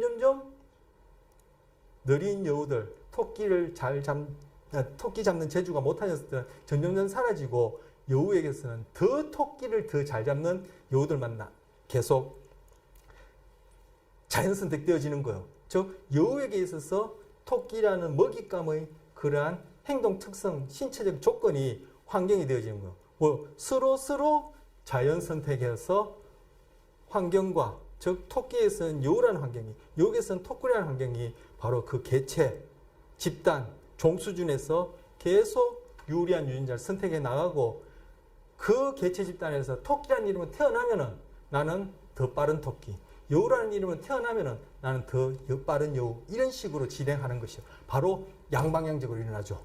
환경과 유기체 사이에 양방향적으로. 그리고 학습, 지금 도구적 조건화, 강화가 처벌이 되었던 도구적 조건에서도 바로 환경과 유기체 사이에, 아까 우라 행동할 때 아이에게 있어서는 엄마의 행동이 환경이에요. 엄마에게서는 아이의 떼쓰는 행동이 환경이고, 스키나 데보라에 있어서도 서로가 그죠? 하는 행동이 환경이에요. 나의 행동에 영향을 줄 수 있는 사건, 그걸 뭐라 하죠? 자극, 그걸 뭐라 하죠? 환경상의 사건이라 했잖아요. 바로 환경이에요. 이렇게 해서 양방향적으로 이루어지는 일이기 때문에 이제까지 배운 학습이나 자연선택이나 동일하다는 얘기야. 자, 그러면 도구적 조건화로 우리는 이것 또한 환경일 텐데, 그죠? 지금 자연선택 안에 다 포함시켜서 얘기하실 텐데, 우리가 문화 또는 문명이라고 얘기하는 거 봅시다. 자, 문화의 예를 한 예만 듭시다. 자, 도로교통법을 정해놨어요. 누가 정했습니까? 우리가 정했죠. 우리가 주어진 환경에서 적응적이라고 여겨지는 그러한 행동을 법이라는 이름으로 정해놨죠. 누구나 다 숙지하고 있다면 그 법령을 할 필요는 없어요. 하여튼 법이라는 이름으로 법령화해서 딱 정해놨어요. 바로 뭐요? 그 법이라고 우리가 일컬 수 있는 어떠한 행동 방식이 이 주어진 환경에서는 적응적이라 여겨져서 강화된 상태로 표현된 것이 문화예요. 왜? 그러한 행동 이후에는 뭐 정적 강화든 부적 강화에 물에 해당하는 결과가 수반되어지니까 그렇게 문화를 만들어놨어요. 한 예로 도로교통법입니다. 그럼 그 도로교통법에 따라 우리는 또 어떻게 해요? 거기에 맞춰서 운전을 하거나 보행하거나 자전거를 타거나 하죠. 즉 우리의 행동이 우리가 만들어 놓은 또 하나의 환경이나 문화에서 뭐요? 강화받는 거죠. 정적 강화받거나 부적 강화받거나 또 아니면 그걸 지키지 않으면 처벌받거나 정적 처벌받거나 부적 처벌받죠. 바로 우리가 만들어 놓은 또 환경이, 그 환경이 바로 또 우리 행동을 또 선택하게 되는 거예요. 즉 문화와 우리 행동 사이에도 양방향적으로 선택이 일어나는 거예요. 서로 조성한다, 이렇게도 볼 수 있을 테고. 그래서 아까 초대 말씀드렸듯이 문화와 문명이라는 것은 결국 주어진 환경 하에서 그 시대 상황마다 적절하다고 적응적이다고 여겨지는 바로 행동 양식이 문화와 문명이고, 그것은 바로 강화된 행동이에요. 그 강화된 행동이 다시금 우리 행동을 선택, 강화, 처벌 또는 조성을 하는 거죠. 자, 연쇄짓기입니다. 이 쥐가 딱 오르막을 올라가서는 요 끈을 살살살살살살 풀어헤치면, 아니면 끈을 뭐 딱 이빨로 탁 끊어버리면 이것이 탁 내려가서 다리가 만들어지고, 사다리를 올라간 다음에 요 외줄을 딱 타고 사다리를 올라가서 요 턴을 지난 다음에 요 상자 써 들어가면 이 상자 쭉 내려온 다음에 여기 가서 레버를 누르면 먹이도 먹고 물도 먹는 거야. 또는 먹이를 먹든지 물도 둘 중에 합니다. 이런 행동 어떻게 합니까? 자, 학습심리학 비판하는 사람들 같은 경우에 쥐는 안 되지만 사람은, 아니면 바로 이제 비판하는 바로 그 실예가 이제 침팬지를 예를 들었는데, 침팬지 정도 되면 여기 들어가서 탁 생각하는 거예요. 이렇게 가서 이렇게 가서 이렇게 가서 이렇게 가면은 내가 밥을 먹을 수 있겠다, 이렇게 해결한다는 거예요. 어떻게 그렇게 생각할 수 있는지 진짜 이해가 안 돼요. 제가 지금 이 머리가 잘못된 건가요? 그런지도 모르죠. 근데 이렇게 복잡한 이런 행동도 쥐가 앞서 말씀드린 조성에 의해서 가능하다는 거예요. 그런데 사실 쥐에게는 이거 복잡한 행동 안 해요. 여러분이 이제 쥐가 사는 들쥐가 됐든 집쥐가 살든 그 환경은 이보다 훨씬 더 복잡해요. 여기서는 내려와서 물 먹이만 먹었지 쥐가 사는 환경에서는 포식자도 피해야 되죠. 사람도 피해야 되죠. 뭐 도로변에 쥐가 있는지 모르지 자동차도 피해야 되죠. 그 아파트에서도 또 살아야 되죠. 초가집에서 살아야 되죠. 뭐 들판에서 살아야 되죠. 얼마나 복잡한 환경인데 거기서 뭐 먹고 마시고 싸고 도망가고 교미하고 새끼 낳고 기르고 다 해요. 이건 못하겠어요? 바로 그러한 복잡한 행동의 도구적 조건은 설명 못해 라고 비판하는데 바로 이런 단순한 행동 가지고 이 행동에서 이 행동을 가능하게 하는 원리를 가지고 그러한 복잡한 행동도 설명하겠다는 거. 어떻게? 계단 올라가는 이 행동을 아까 비둘기 시계 방향 도는 것처럼 조성시킬 수 있죠. 그런 다음에 이 다리를 걷는 이 행동을 시계 방향으로 도는 식으로 조성시킬 수 있죠. 아, 그거 어떻게 해요? 그 뭐 쥐가 그냥 할까? 실제로는 쉽지 않아요. 근데 저는 이와 유사한 것을 학부 때 쥐를 가지고 해봤어요. 그런데 물론 단번에 되진 않아요. 그런데 돼요. 불가능하진 않아요. 뭐 조성을 잘 시켜야 되겠죠. 바로 딱 강화하려는 그 행동에 수반성과 근접성이 높도록 탁 1차 강화물이든 2차 강화물들만 수반시키면은 그 행동은 다음에 빈번하게 나타나고 그 행동이 더 이상 강화를 받지 강화물과 수반되지 않으면은 다른 행동이 나타나면서 결국은 그 상황에 적합한 행동이 우연히 나타날 때 또 근접성과 수반성이 높게끔 강화물을 수반시키면은 다음에는 그 행동까지 연결되어서 반드시 나타나요. 그런 식으로 쭉 하는 거예요. 그래서 여기서는 A라는 행동, B라는 행동, C라는 행동, D라는 행동, F, H 이 각각의 행동이 시계 방향 도는 것과는 본질적으로 다르진 않지만 그래도 뭔가 이렇게 행동이 단위로서 묶을 수 있는데 이 각각의 행동을 다 연결 짓는다 해서 그냥 연쇄짓기라 이름 붙였는데 그 내용인 적성 조성하고 본질적으로 다를 바 하나도 없고 결국 조성도 그렇고 연쇄짓기도 그렇고 그 내용인 적성 뭐요? 바로 그 상황에서 적응적이라 여겨진 행동에 딱 정적 강화물이든 부적 강화물이든 1차 강화물이든 2차 강화물이든 근접성과 수반성만 높게 근접성과 수반성이 높게 일어나면은 그 행동은 도구적 조건 하에서 변한다는 거예요. 그것에 의해서 시계 방향으로 돌기도 하고 스키너의 경우처럼 불도 켜고 손도 돌리고 그리고 우라 행동도 일어나고 지금 바로 이러한 행동도 가능하고 자연계 실제 다른 동물의 경우도 그렇고 사람들은 물론이고 다른 동물의 경우 그런 복잡한 환경에서 생존한다는 거예요. 이거 어떻게 알아? 이것이 안 되어지면 다 도태되고 없어요. 가능하기 때문에 된다는 거죠. 그래서 연쇄짓기는 트레이닝이라 그래요. 뭐 이렇게 우리 클린 연결하듯이 연결한다는 거예요. 뭐 조성에 있어서도 그죠. 앞을 쳐다봤다가 조금 돌았다가 더 조금 도는 거예요. 연결하는 거죠. 결국은 같은 의미예요. 결국 도구적 조건을 반복할 뿐이에요.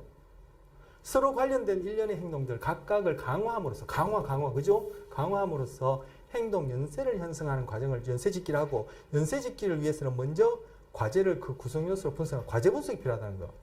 아까 앞서 비둘기가 시계 방향으로 돌 때도 그렇고 이 경우에도 다 과제 분석이 필요해요. 과제 분석 태스크 애널리시스가 연쇄짓기만 필요한 것이 아니라 지금 행동 변화에는 다 필요해요. 예를 들어서 아까 조성의 경우에 다른 복잡한 행동이 적용되고 결국은 이 행동 여러분의 행동에 한번 적용해 보세요. 비둘기가 앞을 쳐다보고 시계 방향으로 돌기를 내가 조성시킨다고 할 때 쥐가 비둘기인데 왜 쥐가 나오죠? 비둘기가 앞을 쳐다보다가 180도씩 그렇게 돌까요? 우연히 그렇게 돌 수도 있지만 그것이 다음에 빈번하게 나타날 확률은 굉장히 적어요. 앞을 쳐다보다가 시계 방향으로 이렇게 저렇게 타다 시계 방향 조금 꿈찔하는 행동이 나타나지 비둘기가 앞을 탁 쳐다보다가 누구 좋아라고 한 바퀴 탁 돌고 또 한 바퀴 탁 도는 행동이 나오겠어요. 그건 우연히 그런 행동이 나타날 확률은 굉장히 극히 적단 말이에요. 그렇기 때문에 이 비둘기를 시계 방향으로 돌려야 된다고 할 때 뭡니까? 그 행동을 분석을 잘 해야 되는 거예요. 아, 비둘기가 갖고 있는 선천적인 그러한 경향성 그리고 이 비둘기가 살아온 환경, 후천적인 환경을 생각해 볼 때 비둘기는 앞을 쳐다보는 행동 가능해. 앞을 쳐다보다가 조금 이렇게 도는 행동 가능해. 해서 강화물을 수반시킬 그러한 행동을 그죠? 애널리시스 조각조각 내는 거예요. 즉 그 행동을 어느 만큼씩 이렇게 나누는 거예요. 그렇게 해야지만 일은 되지. 이걸 나는 이 쥐가 180도 돌 때까지 기다렸다가 나는 180도 해서 360도 이렇게 조성시키는 거야. 안 돼요. 그래서 그렇게 하는 경우가 있어요. 학부 때 그 쥐 가지고 레바 누르기 조성시켜 보면은 그죠? 레바 누르는 행동이 쥐가 레바 있는 상계에 들어가면 레바 저거 누르면 먹이가 나오겠지 하고 대뜸 가서 누르나요? 그렇게 되면 그건 통찰이죠. 사람이도 그런 일은 없어요. 그런데 쥐가 레바를 누르게끔 하려면은 아까 비둘기가 시계방향으로 돌리는 것처럼 조성을 시켜야 되는데 이 조성시키는 학부 학생들이 이게 들어가자마자 됐다 레바 누르기를 원하는 애들이 있어요. 그걸 안 하면은 상계를 툭툭툭툭 치고 그죠? 쥐를 막 밀어제치고요. 그렇게 해서 행동하겠습니까?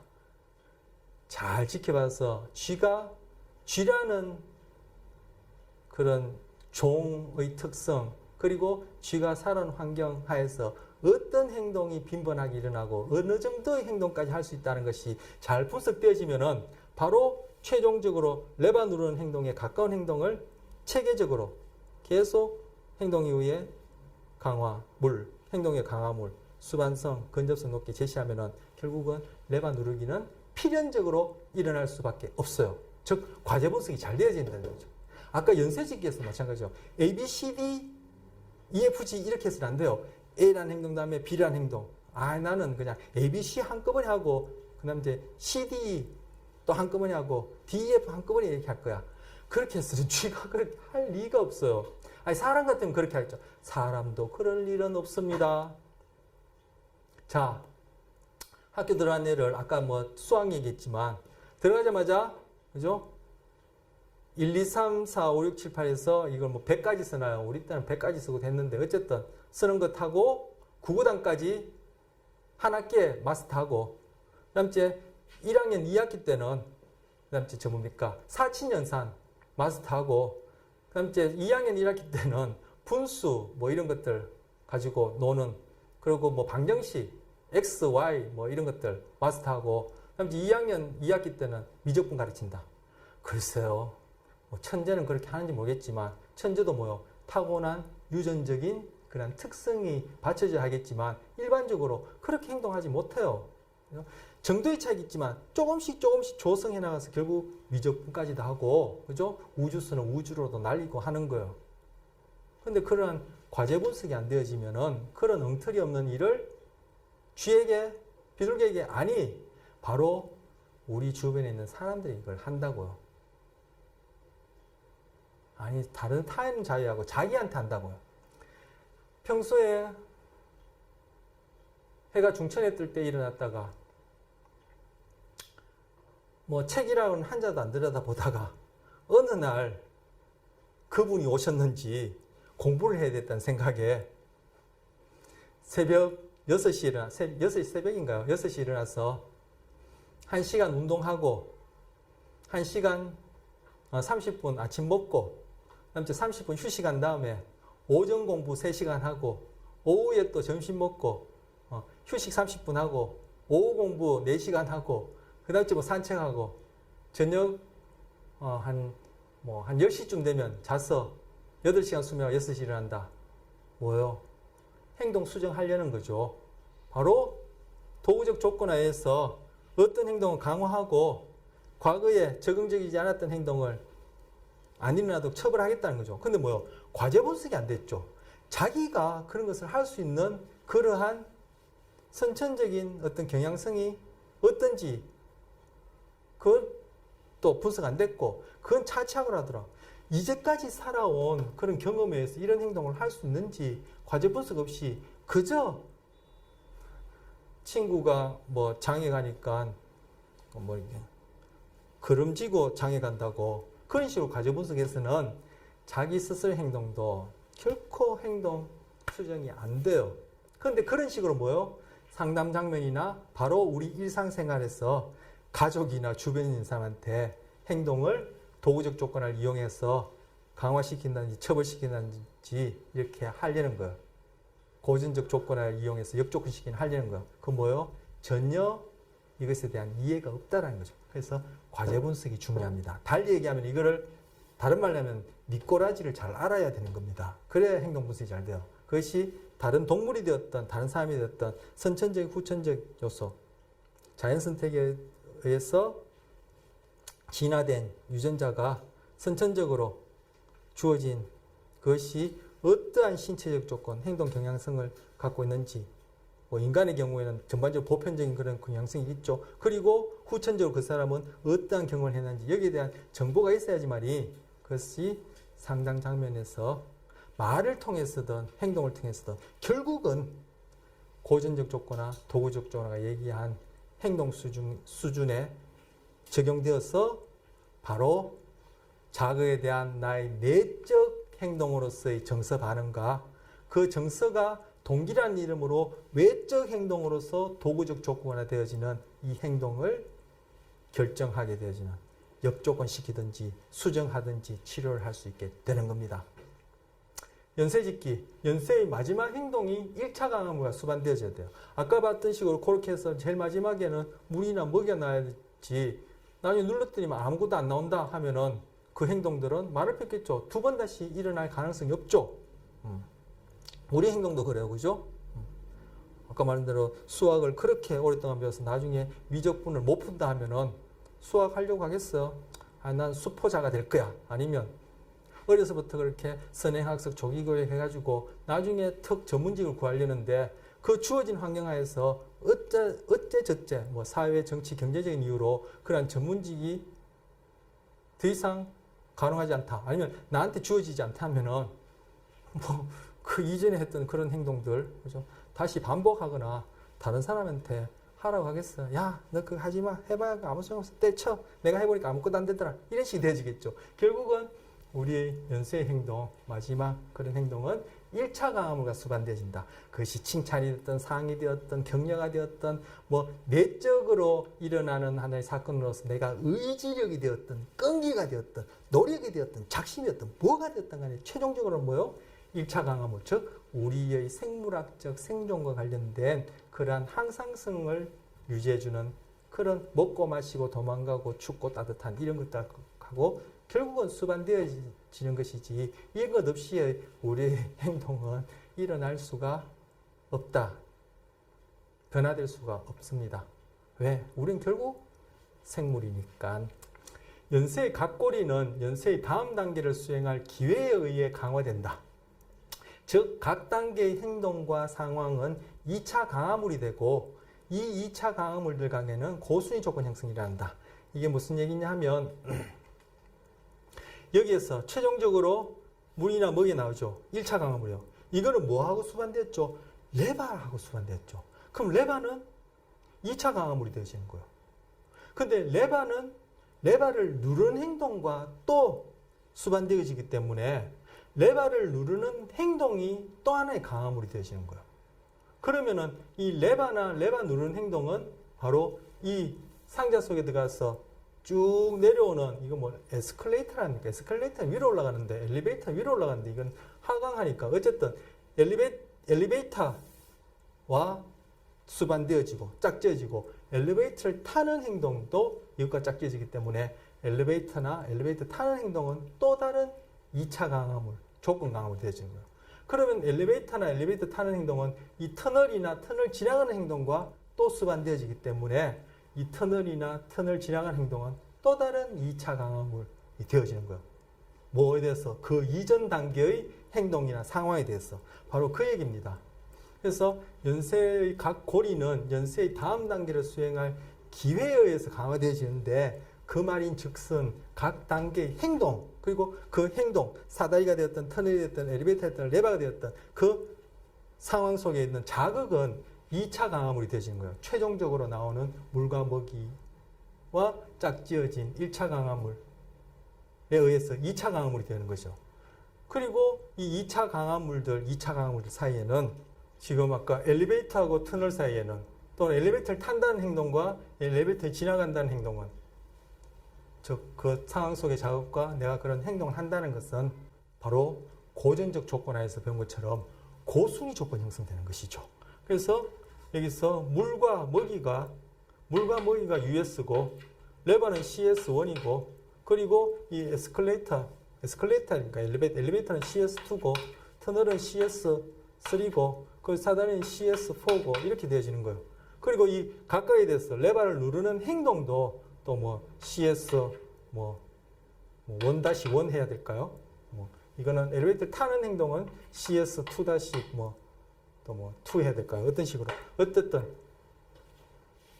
이러한 환경 속에 있는 이러한 물리적인 상황, 자극도 그렇고 그 환경 속에 그 특정한 자극에 대한 나이가 행동하는 것도 그렇고 결국은 1차 강화물, US에 해당하는 1차 강화물과 다 수반되어진, 즉 짝지어진, 즉 고전적 조건화로 설명할 수 있는 2차 강화물이고 2차 강화물, 즉 US에 해당하고 그런 2차 강화물들 사이에 수반되어져서 그것이 강화력을 가지게 되는 것은 고전적 조건화의 고순위 조건 형성, 고순위 조건화에 해당한다. 이렇게 얘기할 수 있다는 겁니다. 이런 식으로 고전적 조건화와 도구적 조건화가 같이 맞물려 있는 겁니다. 우리 앞서 고전 조건화, 도구 조건화 비교하고 그 두 개는 흔히 같이 일어난다 했었죠. 바로 이 경우에도 그런 거예요. 그래서 우리는 따로따로 배울 수밖에 없고 순서대로 배우지만 이것은 같이 일어나는 일이에요. 그리고 뭐 두 개가 처음 연구 시작된 것도 1900년 전후로, 그죠? 1800년 말, 1900년 초 이때 둘 다 고전 조건화 먼저 발견되고 소개되고 도구 조건은 그 이후에 몇십 년 후에 소개되고 이런 것이 아니라 같은 동시대에 소개됐어요. 온라인상에 보니까 왜 고전적 조건화라고 부르냐면은 이것이 먼저 도구적 조건화보다 먼저 발견되었고 소개되기 때문에 고전적이다. 우리가 고전 음악 얘기하듯이 고전적이다. 그런 이름으로 그런 뜻을 붙였다는데 그건 아닙니다. 자, 5번째 하위 큰 주제, 강화에 영향을 주는 변이네요. 수반성, 건접성, 강화물의 특성, 과제의 특성, 동기화 조작 볼 것입니다. 수반성, 건접성 우리 고전 조건 할 때 이미 봤었고요. 수반성, 건접성, 강화물의 특성, 과제의 특성, 동기화 조작, 그리고 기타 변이 이렇게 되네요. 이거 지금 반복됐으니까 그렇게 보겠습니다. 자, 첫 번째 수반성입니다. 고전적 조건의 기본 절차는 뭐죠? 고전 조건의 기본 절차는 US와 CS가 수반되어지는 것에 노출되는 것이죠. 즉 US와 CS가 함께 있는 것을 경험하는 것이죠. 그럼 도구적 조건화에서의 기본 절차는 뭐죠? 행동 이후에 결과가 수반되어지는 것을 경험하는 것이죠. 행동 이후에 결과가 수반되어지는 것에 노출되는 것이죠. 그러면은 지금 이제 강화에 왔으니까 강화의 경우에는 그러면 행동 이후에 강화물이 수반되어지는 것을 경험하는 것이죠. 이것이 기본 절차예요. 그러면 강화에서 수반성은 뭐예요? 바로 행동과 강화물 사이 수반성이죠. 제가 좀 전에 기본 절차 얘기하면서 수반이라는 얘기 다 했어요. 그래서 고전 조건의 수반성은 무조건 자극, 소위 무조건 자극과 중성 자극 사이의 수반성이고 도구적 조건의 수반성은 행동과 결과물 사이의 수반성인데 여기서는 이제 강화에 대해서 보니까 행동과 강화물 사이의 수반성이에요. 뭐 처벌 같은 경우에는 이게 처벌물만 넣으면 되겠죠. 그래서 도구적 조건화는 처벌이든 강화든 간에 그죠? 그 행동 변화, 증가하는 강화 현상이든 감소하는 처벌 현상이든 그러한 행동 변화, 즉 학습이 얼마만큼 잘 일어나느냐, 행동이 얼마만큼 잘 변하느냐에 영향을 주는 첫 번째 요인, 고전 조건화도 소개할 때 거의 두 번째로 이제 소개했었는데 바로 수반성이에요. 그래서 여기서도 수반성이 높을수록 행동 변화는 잘 일어나요. 강화가 되었든 처벌이 되었든. 즉 다른 말로 하면 행동과 강화물 사이의 상관 정도를 얘기를 하고 강화물이 어떤 행동을 따라할 가능성을 수반성이라고 얘기를 하는 거예요. 뭐 이건 뭐죠? 금방 이해할 수 있는 내용이죠. 일반적으로 수반성이 높을수록 강화가 잘 된다. 즉 행동 변화가 잘 된다. 이 경우에 증가가 잘 된다. 처벌의 경우도 똑같습니다. 일반적으로 수반성이 높을수록 처벌이 잘 된다. 행동 변경을 닫는다. 자, 이 경우 우리 앞서 그 손다이크의 문제상자 고양이를 봤었는데 요거는 바로 스키너가 만들었다고 하는 스키너 상자. 스키너 상자는 스키너가 얘기한 게 아니에요. 자기는 그것을 스키너 상자라 부르지 않았는데 다른 사람이 스키너 상자를 불러서 스키너 상자라는 것이 이렇게 스키너 박스가 이게 이제 유명해졌는데 어쨌든 소위 스키너 상자입니다. 여기 보시면 지렛대가 있어요. 요걸 누르게 되면은 물이 나오든가 먹이가 나오든가 그리고 여기 불빛이 있고 그래서 여기서 이제 불빛하고 물 또는 불빛하고 먹이하고 짝지어주면은 그죠? 불빛이 2차 강화물로 역할할 수 있겠죠. 물과 먹이는 1차 강화물이 될 테고. 그래서 지렛대 누르는 행동을 뭐 이렇게 증가시키는 강화를 여기서 일으킬 수 있어. 그리고 뭐 바닥에 만약에 이제 전기 충격을 주게 되면은 전기 충격이 계속 오는 중에 얘가 우연히 지렛대를 누를 때만 전기 충격이 사라졌어. 그러니까 쥐가 이렇게 다는 거, 또 냄새도 맡고 이렇게, 불안해 하겠죠. 불안에 해당하는 그러한 정서 반응들이 나타나겠죠. 하다가 또 전기 충격이 오는데 또 이렇게 막 허둥대다가 또 레버를 툭 건드렸더만 지렛대를 건드렸더니 또 전기 충격이 사라졌어. 이런 식으로 반복되어지면 얘는 나중에 뭐요? 전기 충격에 대해서 지렛대 누르는 행동이 쭉 뭐요? 증가하겠죠. 나타날 가능성이 높겠죠. 강화예요. 그러면 지렛대를 누르면은 이 경우에는 어떤 일이 일어나나요? 있던 전기 충격이 사라졌죠. 그래서 전기 충격은 이 사라짐으로써 지렛대 누르는 행동이 증가했으니까 부적 강화된 것이고 그때 부적 강화물은 전기 충격이에요. 보세요. 강화라 해서 강화물이 항상 유기체가 좋아하는 것 이렇게 생각하시면 안 된다 그랬죠. 자, 이 경우에 지렛대 누르면은 있던 전기 충격이 사라졌어요. 그래서 지렛대 누르는 행동이 전기 충격만 있으면 지렛대 누르는 행동이 빈번히 나타나요. 지렛대 누르는 행동은 강화됐어요. 지렛대 누르면 어떤 일이 나요? 전기 충격이 사라졌어요. 그래서 이것은 있던 자극이 사라져서 행동이 증가한 것이니까 부적 강화물이요. 이때 부적 강화물은 뭐예요? 전기 충격이에요. 지렛대를 누를 때만 물이 나와요. 아이고 갈증이 나는데 아니 배가 엄청 고픈데 우연히 눌렀더니만 아니면 여기에 지렛대 누르게끔 아까 말씀드린 대로 조성을 시키는 거예요. 스키너가 또는 학습자가 제가 이제 학부 때 해봤다는데 지렛대 누르고 이제 물이나 먹이를 먹어요. 그럼 얘는 뭐야? 지렛대를 누르면 먹이나 물을 먹게 되어지니까 그래서 지렛대 누르는 행동이 증가하니까 이건 강화인데 무슨 강화죠? 정적 강화된 거죠. 이때 정적 강화물은 물이나 먹이가 되겠죠. 이때 물 먹이는 뭐? 1차 정적 강화물. 그것이 불빛하고 짝지어져서 레버를 누르면 불빛이 주어져서 레버 누르는 행동이 증가한다면 이것 또한 정적 강화인데 이때 불빛은 정적 2차 강화물이 될 테고 아까 지렛대 눌러서 전기 충격이 사라지는 경우라면 바로 이 경우에 전기 충격은 부적 1차 강화물이 되는 거죠. 전기 충격 그 자체가. 전기 충격이 사라짐으로 인해서 지렛대 누르는 행동이 증가하기 때문에 지렛대 누르는 행동은 부적 강화 현상이에요. 부적 강화예요. 행동이 증가한 현상을 일으킨 말이에요. 그럼 부적 강화물은 전기 충격이 사라지는 것이 아니라 부적 강화물은 전기 충격 그 자체가 부적 강화물이에요.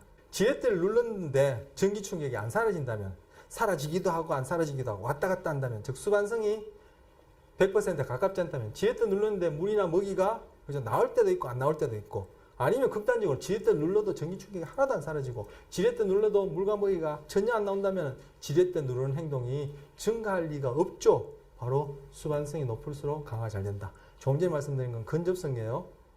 헷갈리게 해드렸네. 죄송합니다. 자, 그리고 타자 배우기. 그럼 이건 G 레버 누르는 데만 적용되나요? 우리 타자 배우기도 그렇잖아요. 자판이 있는데 이 자판을 누를 때 그죠?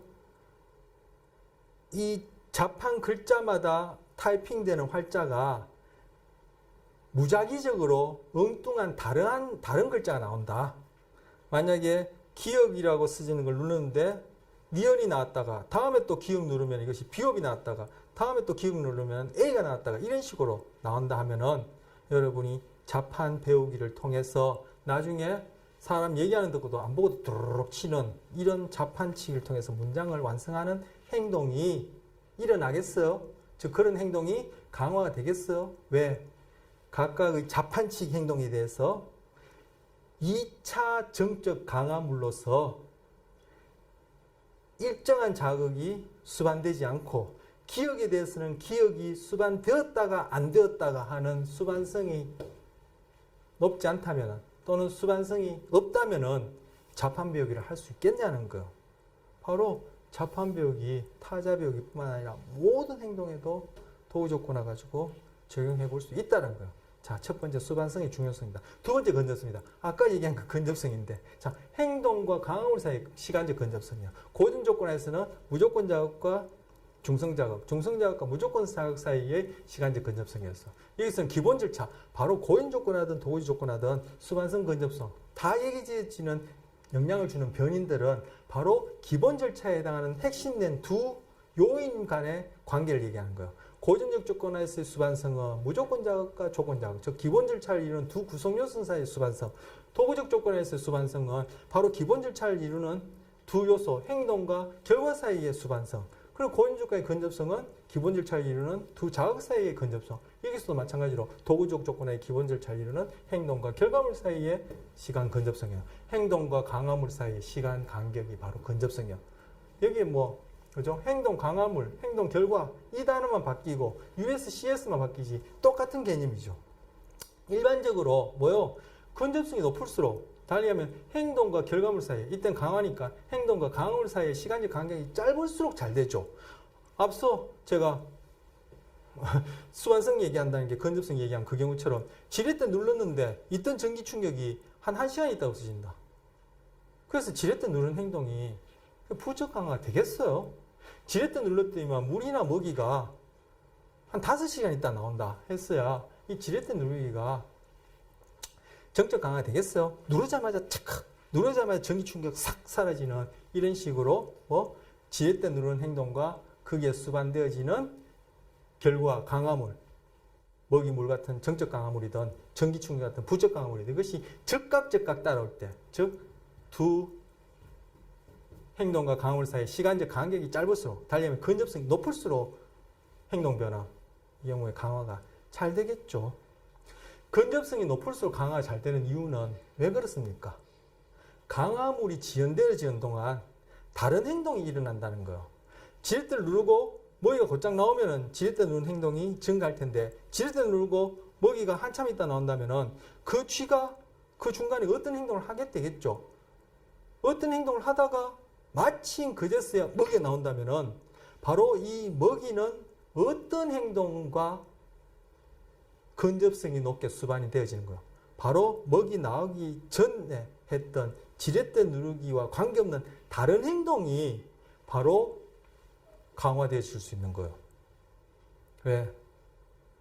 지렛대 누르기에 대해서도 분명히 먹이가 수반되어지고 그리고 먹이가 수반되어지기 전에 나온 행동에 대해서도 수반되어지지만 지렛대 누르고 난 다음에 먹이가 나오기까지는 시간적 근접성이 낮고 먹이 나오기 바로 직전에 지렛대 누르기 아닌 다른 행동을 했다면 그 행동이 시간적 근접성이 높기 때문에 수반성과 근접성이 높은 행동이 강화 잘 되어지기 때문에 바로 엉뚱한 행동이 강화되어진다는 거. 그러면 지렛대 누르는 행동이 강화되어지기에는 턱없이 부족하죠. 지렛대 누르는 행동이 강화될 확률이 턱없이 낮죠. 아니면 지렛대를 계속 잡고 있으면 되죠. 지렛대를 누르고 먹이 나올 때까지. 그러면 지렛대 누르는 행동이 강화되는 것이 아니라 지렛대를 누르고 가만히 있는 행동이 강화돼요. 그 나중에 이 녀석은 지렛대가 그냥 다 매달려 있게 돼요. 바로 행동 변화는 강화든 처벌이든 행동 변화는 거기에 수반되어지는 결과물, 강화물이든 처벌물이든 그것에 의해 변하는 거예요. 그거로 얘기하면은 바로 수반되어지는 결과물의 시간적 근접성과 수반성이 높은 바로 그 행동이 강화 또는 처벌되어지는 것이지 아까 우라 행동처럼 2번 다시 너는 그러지 마. 이제는 더 이상 없어. 내 이놈 떼쓰는 거 고쳐야지. 한다고 해서 그죠? 그 떼쓴 행동이 처벌되는 것이 아니라 바로 떼쓴 행동에 수반성과 근접성이 높은 행동에 의해서 그 행동에 영향받는 거예요. 결국 뭐였죠? 요구하는 거 들어주는 행동. 그것이 바로 떼쓴 행동에 영향을 준 것처럼 이게 근접성이 높을수록 잘 된다. 그래서 너 나중에 봐. 집에 가서 봐. 이 얘기가 뭐예요? 근접성이 낮다는 얘기죠. 그 수정하려는 행동에 뒤따르는 결과물, 그것이 강화물이든 처벌물이든 그것이 근접성을 멀리 떨어뜨린 거예요. 그러면서 그 행동을 변화시키겠다. 그거는 말이 안 되는 거예요. 그래서 결국 뭐예요? 행동 수정이 잘 안 되어지는 것은 자기 자신이든 타인이든 뭐예요? 바로 이러한 학습 심리학과 관련된 이러한 원리를 모른다는 얘기죠. 이런 건 학습 심리 안 배우더라도 딱 이게 좀 뭐랄까 영리할다 할까? 뭐 좀 이렇게 잘 사고력이 높으면은 금방 생각할 수 있어요. 그럼 그 사고력은 어디서 주어진 거예요? 사고력도 유기체가 하는 측정 가능한 모든 것으로서 그 사고력에 대한 행동도 결국 뭐예요? 그 사람이 타고난 선천적, 유전적 요소 위에서 후천적 경험에 의해서 그런 사고하는 행동이 길러져서 굳이 이런 것들을 안 배우더라도 이런 행동을 변화시키는 즉각적으로 어떤 내가 그에 대해서 반응해야 되겠구나 아는 거예요. 얘기하다가 뭐 딴 얘기 갔는데 바로 근접성이 높을수록 강화가 잘 되는 이유는 강화물이 지연되는 동안 다른 행동이 일어났기 때문에. 그렇죠. 다른 동물이든 사람이든 어떤 행동 외에는 가만히 아니든 어떤 식으로든 행동해요. 가만히 있을 수도 있죠. 가만히 있는 행동이 바로 뒤에 뒤따르는 강화물, 부적 강화물이든 정적 강화물이든 1차 강화물이든 2차 강화물이든 그 행동에 대해서 그 가만히 있는 행동이 또 강화된단 말이에요. 그래서 즉 강화물이 지연되면 목표 행동이 강화되는 것이 아니라 다른 엉뚱한 행동이 강화되기 때문에 근접성이 높아야 된다. 자, 질문입니다. 조성에서 1차 강화물과 우리 조성 비둘기 그 시방향 돌릴 때 봤습니다. 뭐 연쇄짓기도 조성이나 본질적으로는 뭐 다를 바 없다 말씀드렸는데 조성은 결국 또 뭐요?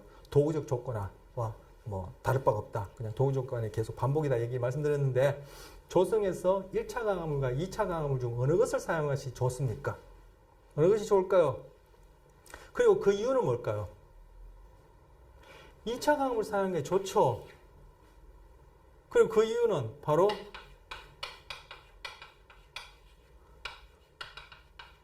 높은 근접성을 확보할 수 있기 때문에, 즉 근접성을 높일 수 있기 때문에.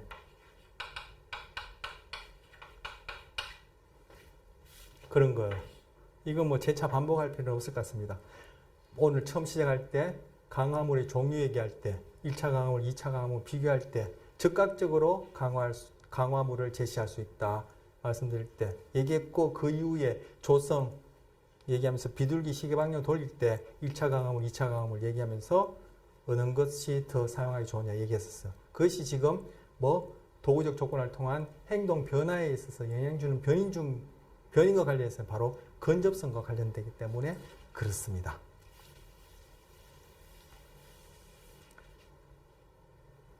자, 이번 시간 여기까지 하고 다음 시간에 또 이어지는 내용으로 도구적 조건에 영향을 주는 변인 살펴보도록 하겠습니다.